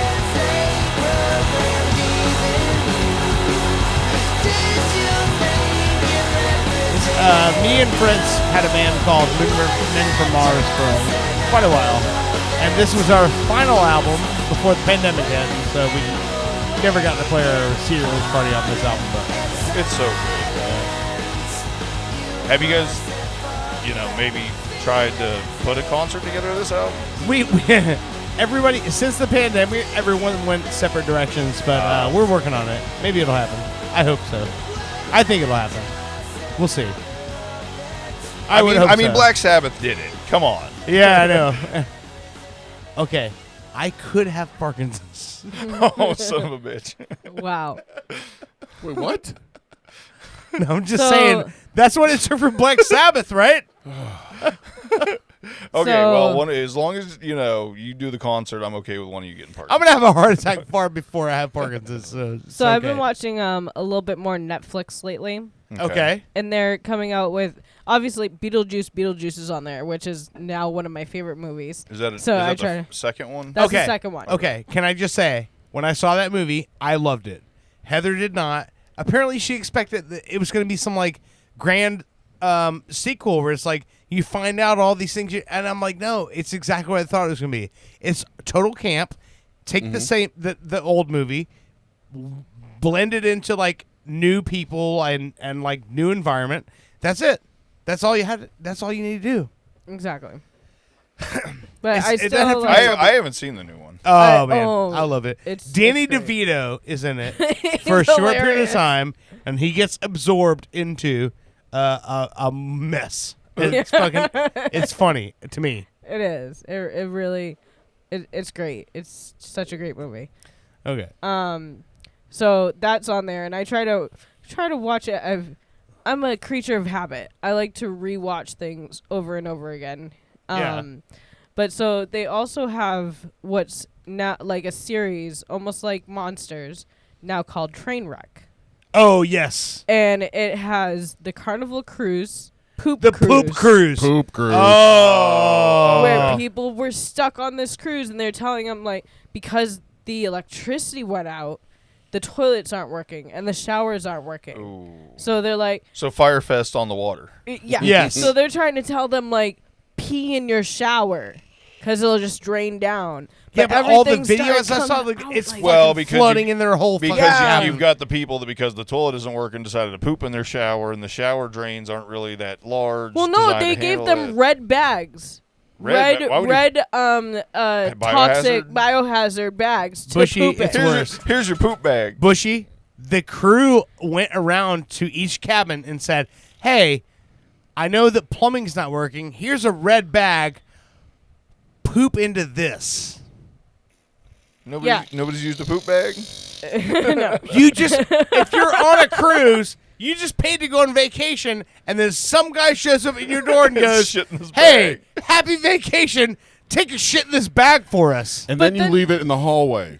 And let it on fire. Let them pick it up. So the hallways were full of bags full of shit. Oh, my. Yeah. When was this? Oh, God. I don't even remember the year of that cruise. Can you stop? Sorry. Can you imagine? But also, at one point, they weren't getting, they were just getting bottles of water. They of weren't course, really you're tired of food. picking up bags of shit. Well, no. Here, you only get water from now on. Well, no, they ended up opening up one of the bars and giving out free liquor to everybody on the cruise. Well, that's not a good idea. Well, maybe loosen it up I would have a appreciated that. There were people that appreciated it, but then people were starting to just do, the most stupidest shit on the cruise as well.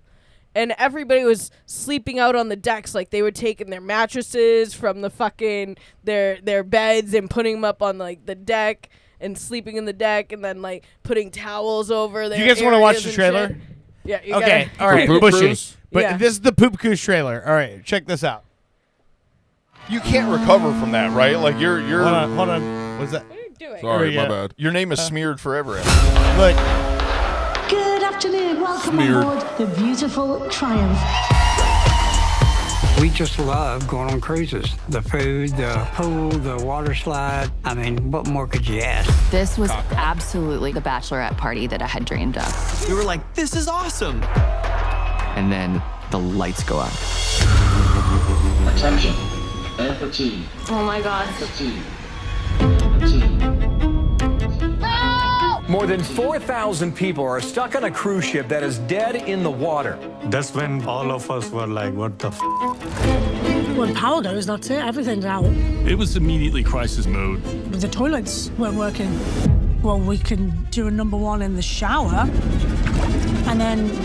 I'm telling you, it got bad fast. I would never expect having to poop in a red bag. Oh, my Oh, no. God. Oh, no. No. Suddenly, everyone's out for themselves. You could hear the panic. We were starting to smell urine. Oh my God. It was terrifying. We had camera people, crews on boats, a helicopter up in the air. Fights broke out. Oh, the ship is on fire. What the is happening? That's what on caused this them to cruise lose ship? the electricity. It's like shantytown. It's like something that came out of a nightmare movie. The snowball has started to roll, and there's no stopping it. My God, it's chaos. Wow.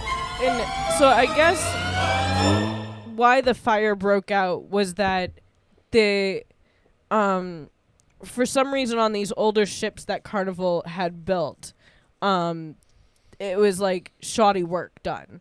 So what caught lowest on bidder. Give the contract to the lowest bidder.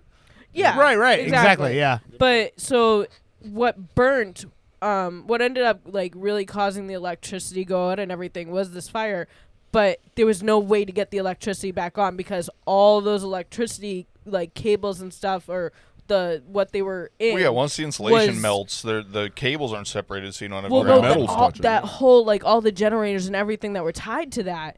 Like everything was destroyed. It was all melted. Yeah, as soon as certain wires lose their coating and it's raw wire versus raw wire, it backfeeds, it explodes, it welds together. Like it doesn't take much for electricity to really fuck some shit up. Well, so what they ended up having to do, they were thinking that they could get to where were they thinking? They were thinking they could get to a certain place in Mexico, but they drifted so far that they ended up having tugboats pull them all the way to Alabama. Oh, wow. Mind you, they were... So this is another issue. But the cruise went to Mexico. They should have called it the Poop Cruise to Alabama. That sounds funny, right? The cruise went to Mexico. You don't drink the water in Mexico. So if you have a cocktail with ice in it, you're fucked. Well, just want to say that right there. Here's the other thing in this documentary. They encouraged everybody to shit and piss in the showers and stuff like that. And the boat was just like, resting and drifting.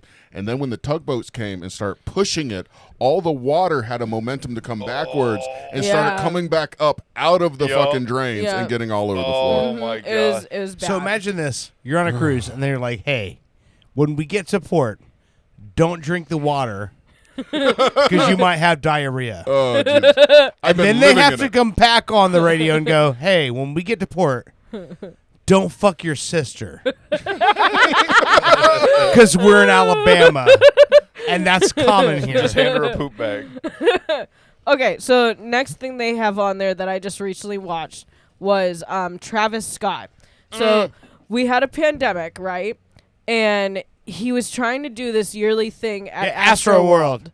And that story is ridiculous. So 2021, he finally did the Astroworld, and they sold 50,000 tickets. Yeah. His stage could only hold 35,000 people. Right. But this is the thing. If you watch it, the video, you see people ripping down the cage barriers to get in. So nobody knows the actual amount of people that were in there. Right. From what I've heard reported, it ended up being more than double capacity. Yeah. Because of exactly what you're talking about. And the way that they set up the barriers to get in his stage, or where you're going to stand in his stage area, it like crowded just this one spot, and barely anybody was going to the other side, and it was hard to get to the other side because there was only one entrance. So that's why so many people were getting crushed. Like, people were getting crushed just by the barriers coming down when they were trying to get in the first place. But, I mean, he should have realized, well, Live Nation, I'm going to blame more Live Nation than Travis Well, Scott. he also should have known not to tell people to crash the stage. I was going to say, that well, it too. wasn't just that. He told everybody to keep like moshing and stuff when literally he got signals from the paramedics and stuff to, hey, you need to shut it down right now. He said, no, fuck that, and kept going. That was my big problem with him. But Live Nation should have realized that nobody has been out of their house, nobody's been to work, and now all of a sudden you're doing this major concert that so many people love this one dude who's headlining. You should realize that you probably should have made things better than doing a half-assed job. And Also, I mean, hiring like some security who've never dealt with stuff like that no, before. that was a big part of it. Was the security was all like undertrained and didn't know what to Exactly. do, and not enough. I mean, and they were taking out, if you watch some of it, they were taking out the metal detectors as they were coming in. At best, for me, though, it's still 50-50 because everybody came to see you. Everybody is going to listen to you. Yeah. And you literally said, no, fuck the paramedics, keep going. He only stopped the concert once, and he was like, yo, this dude is passed out. No, guys, leave him alone. He's passed out. Can we get help of one person? And you see in the thing that somebody goes up to one of his cameramen who is on like that little platform and says, yo, we got to stop. Like, people are getting crushed over here. You got to stop the concert. And I guess the only two people who could stop it were from Live Nation, and they weren't even fucking there or able to get a hold of. Like, how the fuck do you do shit like that? You know, that's like absolutely crazy. 10 people died, 100 people were injured. Like, and then they were trying to say, oh, people are shoving needles into people's necks, and that's why they got killed. I didn't hear I'm like, none of no, they got crushed. They got crushed. no, it was suffocated and stuff like that. They were trying to say like cardiac arrest. I was like, no, my God. And then there's like the mayor of a town in Canada, and he was supposed to be like this greatest person. Oh, but, yeah. I don't. Oh, Rob Ford. Yeah. Oh, Rob Ford. Rest in peace, Mr. Ford. Can I talk about Rob Ford? Please do. I have no idea.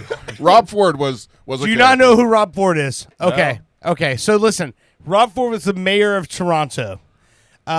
He's passed away. Oh, wait, was that the crackhead mayor? Yes. No. Okay, I know him. When he said, my favorite thing was he goes, listen, I just want to say, Sherry something said, I wanted to eat her pussy. And that's not true. I have more than enough to eat at home. Right. Just like walks away from the fucking podium. No, I absolutely know exactly. It was he like was Chris Farley if in a mayor. If he lived and went into politics. A movie could be made after this guy. Oh, there should be. I think 40 Boy, Tommy Boy, 40 David Boy. Spade needs to be involved in it. 40 Tom. Yeah, but he died of a heart attack, right? I imagine. Cancer. Yeah, cancer. Jesus. But yeah, everybody gets cancer. So. Oh man, bring it on. Smoke crack, have sex with prostitutes, and it's cancer that gets you. That's pretty funny.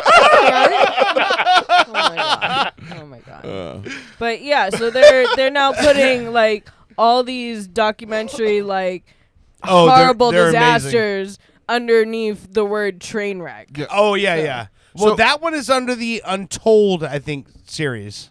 I think. Untold?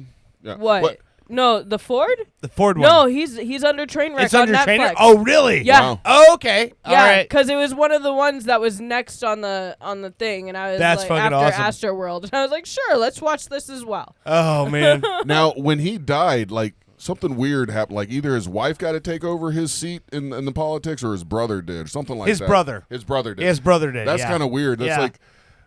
Well, his brother was already in, like, so he was mayor of Toronto, but his brother was in, like, the House of Reps. Okay. Like, in Canada. And so his brother basically just came down and became mayor of Toronto. Yeah, it's called Trainwreck Mayor of Mayhem. Oh, yeah. So oh, check man, that out. it's so good. When he's like, the guys who worked for him loved him. And they're like, no, he was... Well, that was the thing, too, right? He was actually, like, fairly decent at his job. It Yeah, wasn't like... he was good at his job, yeah. But, so, check those out. They're fun. The Poop Cruise one is funny to watch. I mean, I feel bad for the people, but it's just... I could never imagine that scenario. Okay. The mayor thing reminds me. I actually, back when I had my tile, remodel business, and I was working for a particular contractor. I worked for this dude for like 6 months or something, and one day we're just like hanging out at a job. He's like, oh hey, you want to smoke some crack? And I was like, no, more power to you. But I guess he like broke the seal, and like I don't care, do what you want to do. I mean, he's paid. I'm working for him, so I can't really say too much about it. Come to find out, this dude has like a $1,000, $2,000 a week crack habit, and is a super functioning, very successful businessman. I was like, and from what I never heard anything like. I never ended up hearing anything bad, Yeah. He just was a extremely high functioning crackhead. Oh my goodness. My mother really motivated. My mother actually went on a cruise way back when with my brother and her friends' kids, and they got stuck up by Alaska or something, and I don't remember the whole story. I just know that they got given like $50 a person worth of McDonald's coupons. Oh, it's food for a couple days at least. Well, no, back then, like, there was an actual real dollar menu that you could get, like I said, a couple days. 50 burgers, Give me a bathtub full of chicken nuggies. But it's just one of those things, like, shit happens when you're on cruises. I mean, you got to worry about what part of the country you're going to. You might end up getting pirates. So I'm going to play something for you guys real fast. So are any of you watching And Just Like That?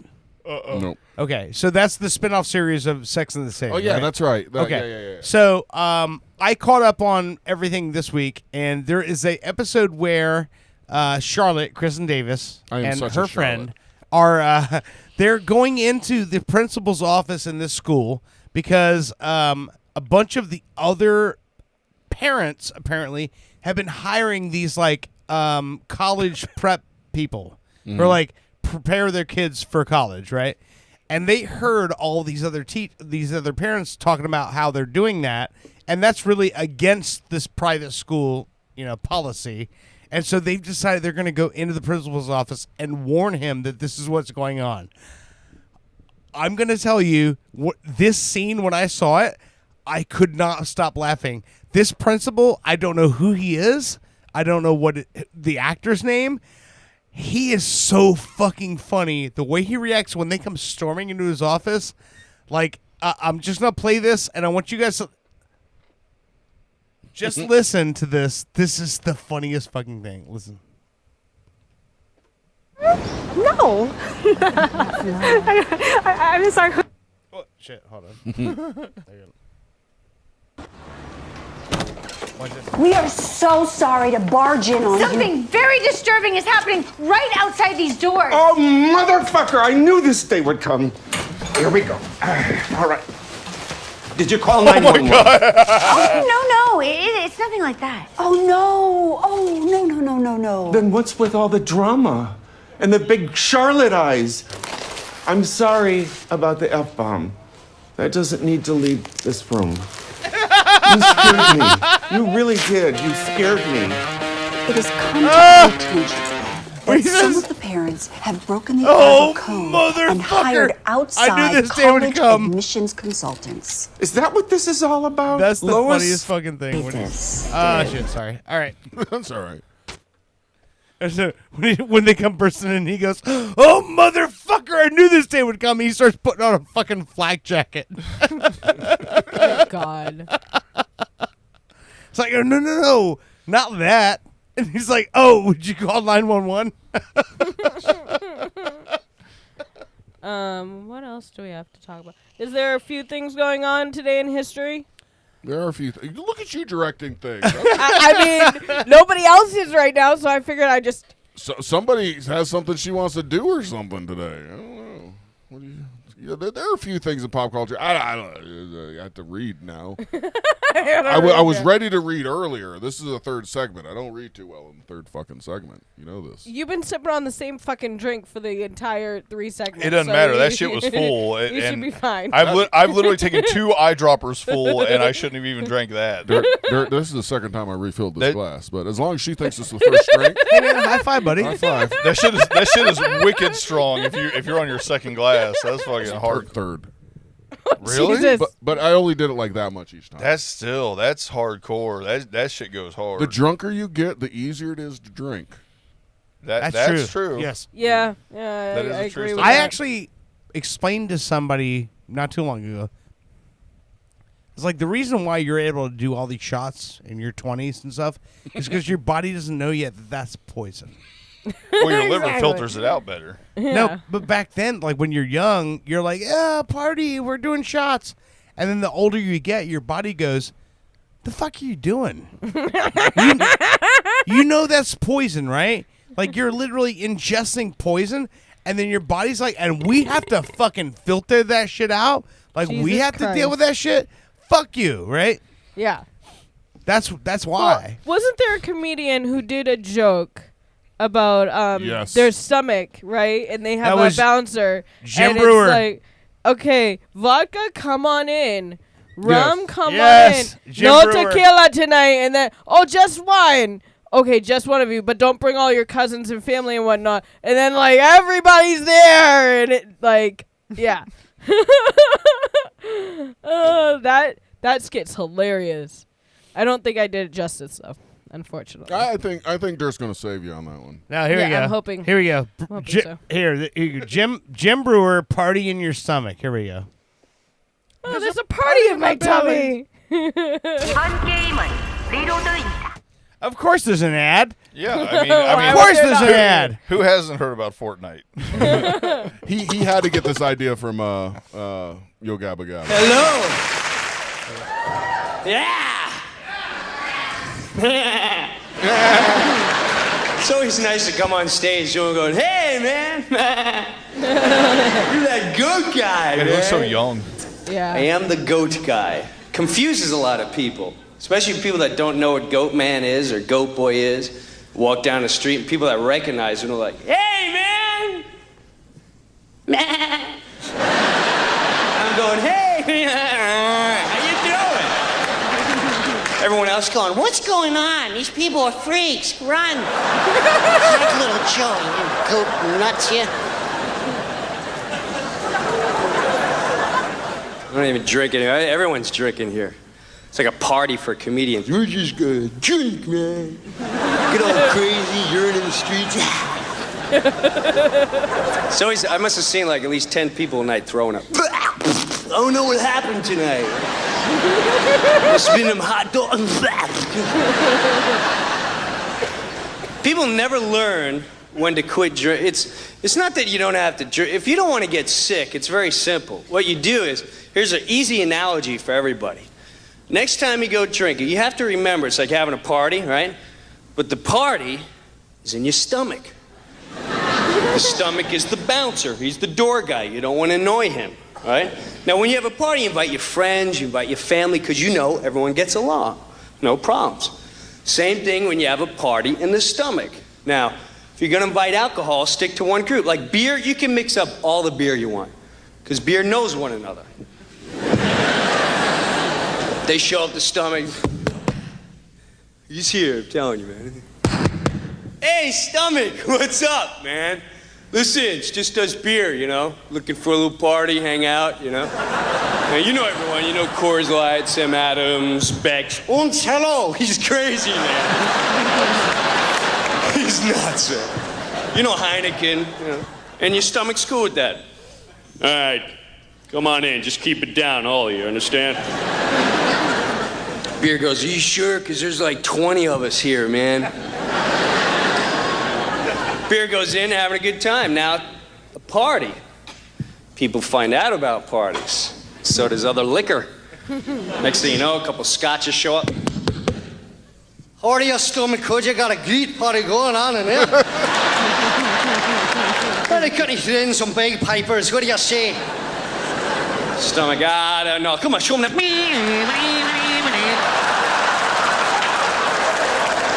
Just want to blast it out. Now you're mixing a crowd up, stomach lets them in. Now that's when tension starts. People don't know one another, and that creates tension. Scotch is walking around with his boys. Come on, boys, look at there, look at that. Look at it, look at it. Oi! Heineken!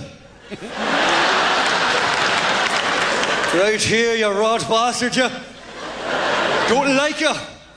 And now there's a lot of tension. You can feel it going on in there, but now everyone's showing up. Jägermeisters and Zambuca, Sake. Oh, how's the party here tonight? What a big party. Come and help all my friends. Come on. Now the place is packed. There's a lot of tension. Everything's getting out of control. Your stomach. Hey, come on, guys. I'm not going to tell you again. Keep it down. I've had up to here now. And that's when the crazy people always crash the party. Who always shows up at the end of the night? Tequila. And tequila doesn't show up alone. There's always 8 or 9 of them lined up. Stomach gets all brave. How you doing, tequila? Listen. All right, it's a little late. Can't let you in tonight. I'm sorry. You know, besides, I let you in 3 weeks ago. You ruined the place. You hear me? Tequila's like, come on, man. We won't start no trouble, man.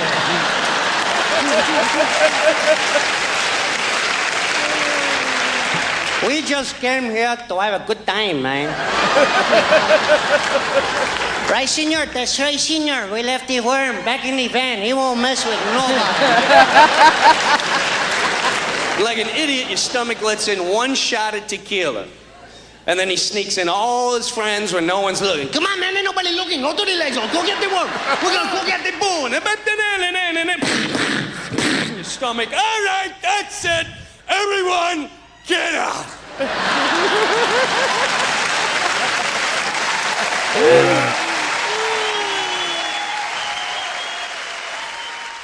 The everyone get out line cracks me every time because I just know I've had enough nights where everyone had to get out. Rest in peace, Jim Brewer. No, he's still alive. I was saying, what the fuck? Oh my God, dude. Well, a lot of people died this week. He's 58 years old, by the way. He's 58 years old. He's still alive, yeah. Yeah, rest in peace, Michael Madsen, man. That was a big one. That was kind of a rough one. I remember him from Free Willy. Like, Out of every movie, Free and Willy? then Reservoir Dogs. Well, I literally was like obsessed with Free Willy, with like 1 and 2. Like I was completely. I wore out the tape. I didn't even know on there the was VHS. a second one. Yeah, well, I figured there's once you free the whale. There's 3. Right? Like, stupid whale, you got caught again. I mean, how many Willies are there? You deserve to. Well, Keiko made it for the first 2 movies, and he died. Keiko's one of the most famous whales out there. This is Michael Madsen in Reservoir Dogs. Remember? Apparently that whole dance was an ad lib.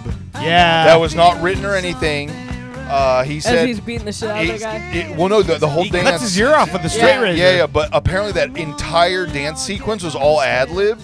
And he was talking about how, he's like, he started going with it. He can't dance. He just felt it. And he's like, I kept waiting for them to yell cut, and it never did. And I really appreciate Tarantino, for letting that ride. And it's one of the best parts of the whole movie. Yeah. If not the best part of the movie. Yeah.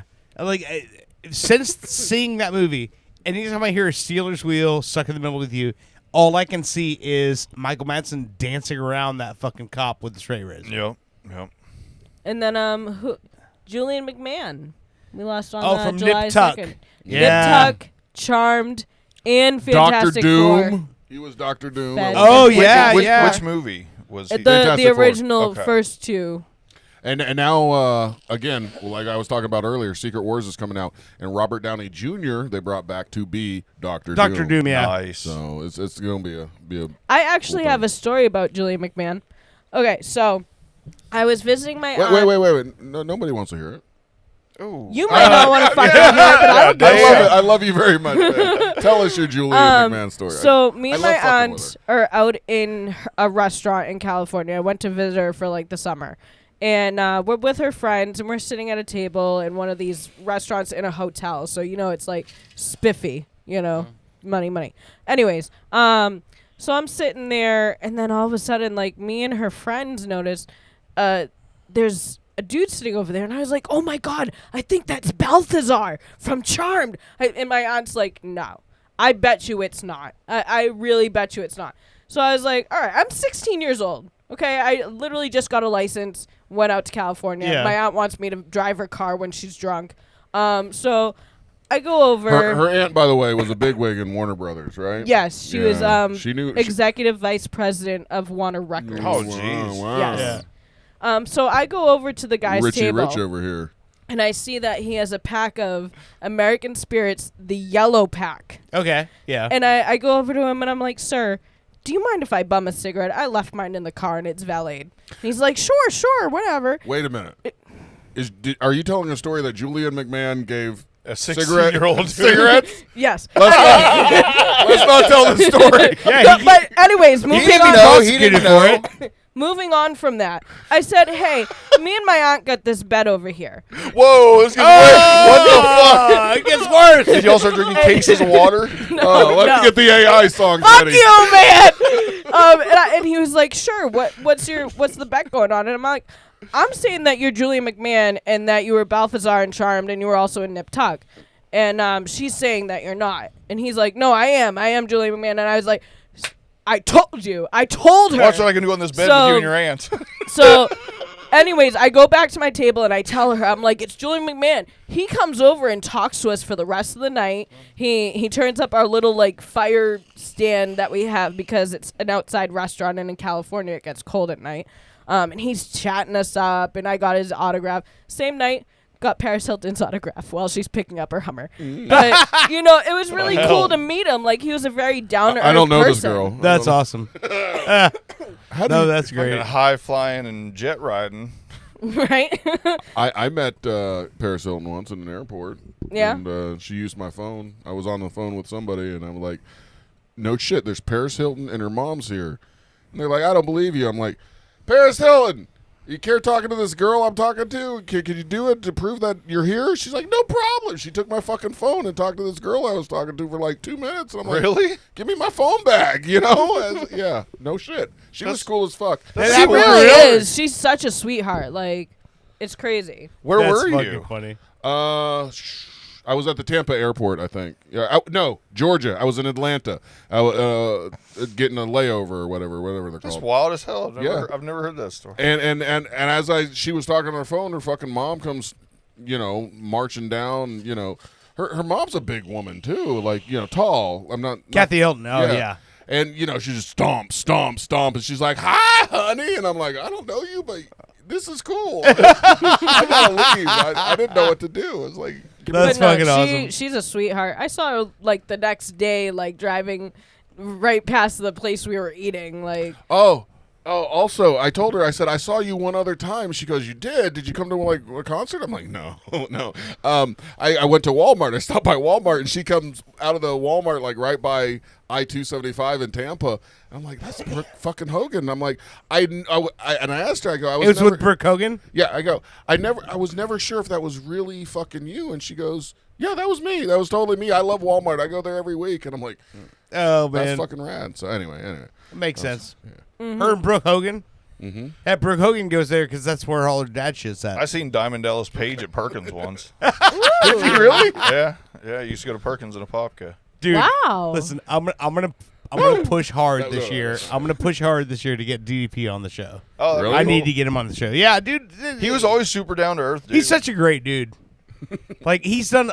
Listen, Diamond Dallas Page. Yeah, maybe, I remember going maybe over and being there's like, a chance. "Are you Diamond Dallas Page?" He's like, "Yeah, brother, nice to meet you." Listen, like he didn't. I'm gonna say like, this: if I were to get DDP on the show with us, would all of you guys commit to doing DDP yoga for a month? Yeah, I'll do some Yeah. yoga. Time out. DDP has yoga? Yeah, he's the one. Do that you does, not like, know about DDP yoga? His is like the definitive yoga. I No, think. because here's the thing. I wake up every morning and I'm stiff as motherfucker, and I'm thinking I would like to do yoga or something. Dude, but I'm I'm down. man. We should all do Do you yoga not together. know? I never showed you like what he does. No. Oh, dude, Isn't he the one that made the guy who couldn't walk or couldn't Yes. whatever? Yes. That used to be the a guy that was a wrestler? paratrooper that was on straight arm crutches, and now the guy Yeah, turned backflips and shit. Yes. Yeah. He's helped a lot of people. Yeah, Yeah. and then Lex Luger recently. Right? Yeah. No, he's working with Lex Luger right now. Yeah. Well, that's fucking awesome. Get him here, and we'll fucking stretch with him. He's not going to come in here, but if I can get him to agree to be part of it, and maybe if our whole show does it for a month. I think what we need to do is show up here a little, like, how long is a yoga session? An hour? Yeah. Like, so show up here an hour before the show. You get the thing, and we all of us do DDP yoga in the living room before the show, and then we talk about it. That'd be awesome. I'll try it. I'm down. I've heard about this downward dog. I mean, I like dogs and all, so I'll try it. Goodness gracious. Look, if we tell DDP that he's getting an award from a podcast, this is straight out of who's the tall Coco with the red hair, Conan O'Brien. Conan O'Brien, yeah. He tells this story about when he was a kid in high school. Him and some friends sent the guy that drugged everybody and had sex with Bill Cosby. Bill Cosby, yeah. Sent him. This is before he was right. Yeah. Sent him said, hey, you're getting an award. Please come visit us. We'll send a limo to this airport. The motherfucker flew to the airport. They sent the limo, picked him up, brought him to their house. They gave him some fake award they made just so they could meet the guy, and then he drove off. So if we call DDP and tell him that Owen and Dirt's Pop Culture Radio has a very special award for him, he might show up or at least give us a fucking phone call. That'd be awesome. I don't disagree with you on that. But I would say, let me try my way first. Okay. I then think we'll lie to him. I think we should attempt the first way first. All right. But if not, honesty's the best policy. I will call and get a plaque made at one of these fucking places that you see all over the place. Get a plaque made in 15 minutes. It'll say, DDP, you're fucking awesome. So here's the thing. Loves you. I would say, if we're going to give him anything, I would want to give him an award to thank him for giving me more years with Scott Hall. Because he's the one who got Scott Hall sober and put him through DDP yoga. And so we got Scott Hall in the WWE Hall of Fame. If we want to be serious. We sure. got him. He cleaned him up to the point where he got back into the good graces in wrestling. And so that's what. So if you watch, there's a documentary called The Resurrection of Jake the Snake Roberts. And if you watch the credits where it says special thanks, my brother, Alex Ilgenfritz, is listed in the credits. Yeah, that's awesome. As special thanks. Because of all of us who, put money into that and, help sponsor that. Because Scott, meant that much to all of us. So I would say that would be the angle. But I'm all for whatever gets him on this program. I think if we all did DDP yoga and we all started to, maybe get some gains from that, then it would be a good thing where we'd say, hey, DDP, here's us.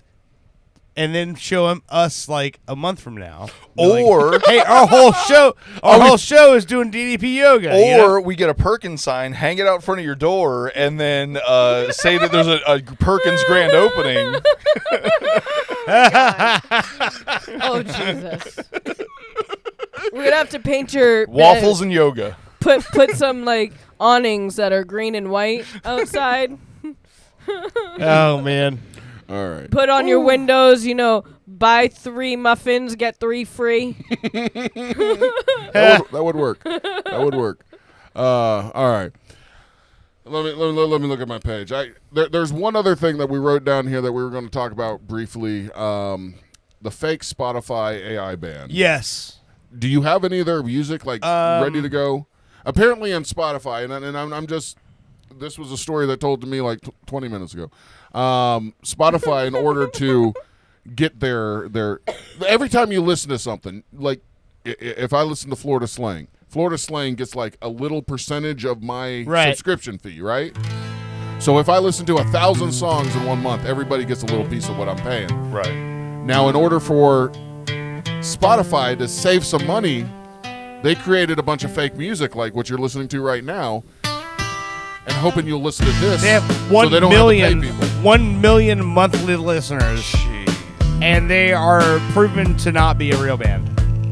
This is them. Dust on the wind. Yeah. Boots on the ground. Smoke in the sky. No peace found. Rivers run red.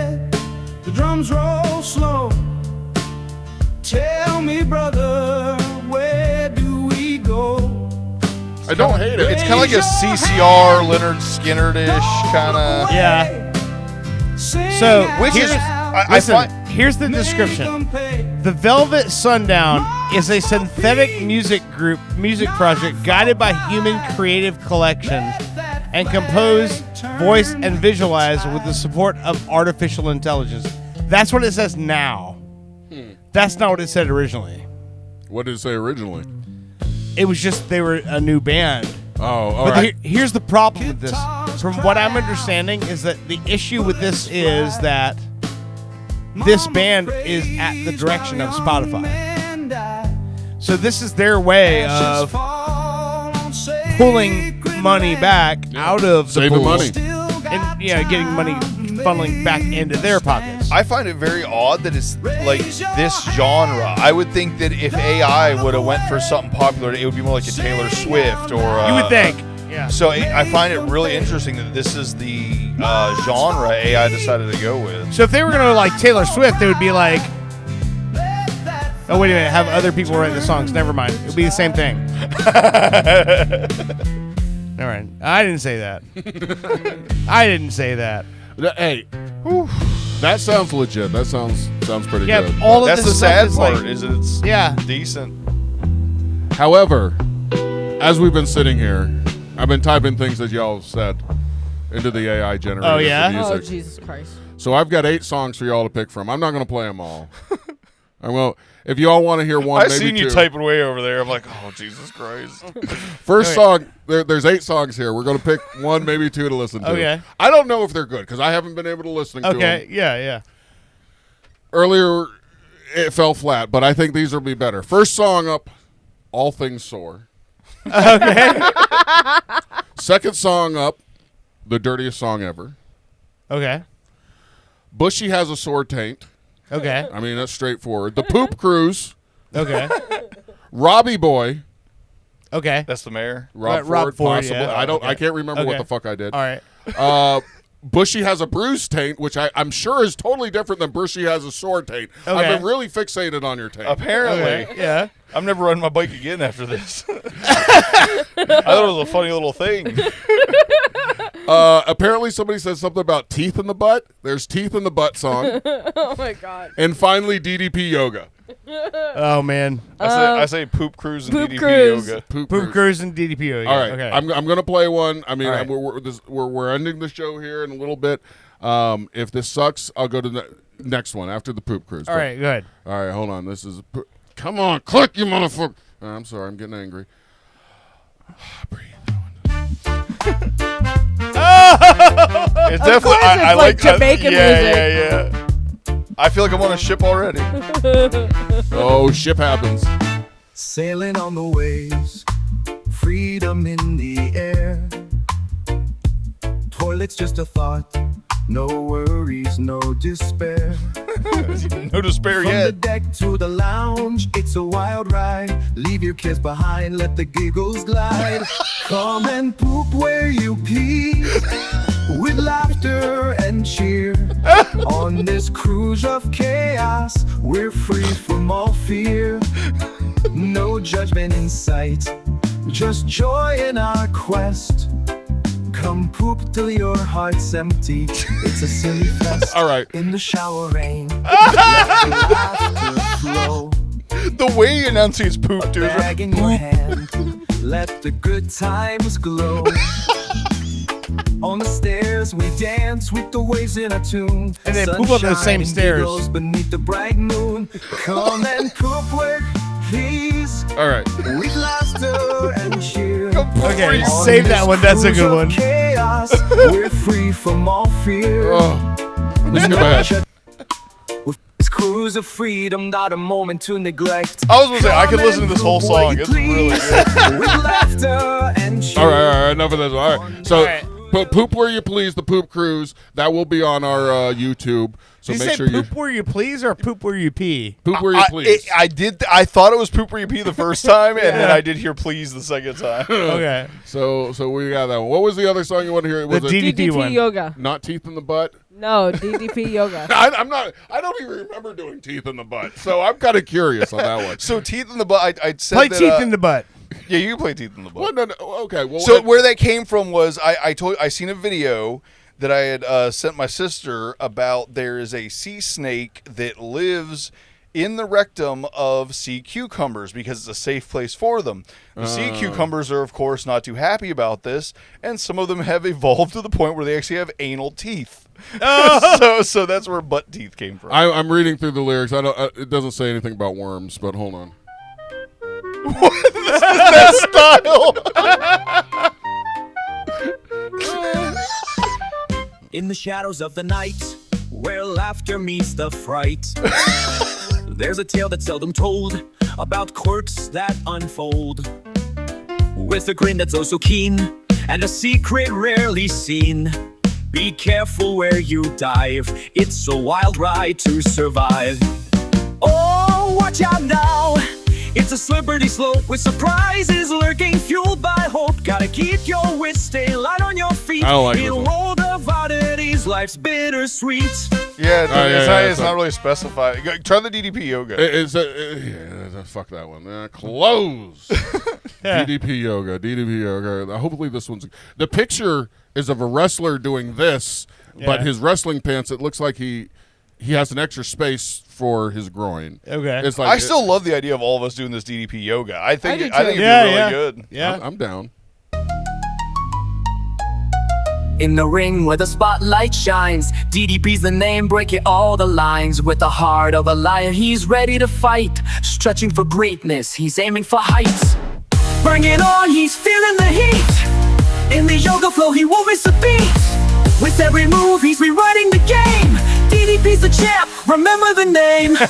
Yoga mat down, he's finding his peace. Flexibility, he might like this. He might like this, yeah. Perkins on the table with flavor. I don't like this. I want to hear about Bushy's I like face. it. No. All right. Wait. Pick one. The bruised one. Hold on. Shit, I closed them all. It's about- I'm sorry. We don't have them. Okay. No, I can get them real quick. Hold No. on. You don't want to hear your... No. How about the dirtiest song No. ever? Maybe if we proof. Dirtiest song ever. Okay. Dirtiest I song ever. have not heard these yet. So. This one I just wrote like poop taint. What? Poop Tank Cruise DDP. So far I like it. It sounds like some Dragon Force or something. This sounds like a video game. In a land where the laughter echoes loud, where melodies dance and joy forms a crowd, there's a tune that ignites every heart and soul, a symphony of love, it makes us so whole. Oh, the greatest song. Yeah, it's really, where do you talk about poop and cunt? Yeah, there's no dirtiness. All right, fuck it. I want. This is just talking about how dirty the song is. It never, Okay. as I'm reading it never actually gets dirty. I'm gonna get a correspondent on this show. Yes. He'll have to call in anonymous, and he'll explain to you how he makes the filthiest songs ever. All right, I want to by- hear this. yeah. I want to hear this. Okay. Yes. All right. I don't have. In the meantime, let's end the show. Ladies and gentlemen, I'm going to play this because this is something that I know Fritz and I are pretty proud of. But back in 2014, we did a song called The Last of Us. Oh. Because they stole your idea. Because we were a really big fan of the fucking video game. Okay. That became the HBO series. They stole your idea. They didn't steal our idea, but we were writing about the video game, and now the fucking TV series is the thing. Again, they stole your idea.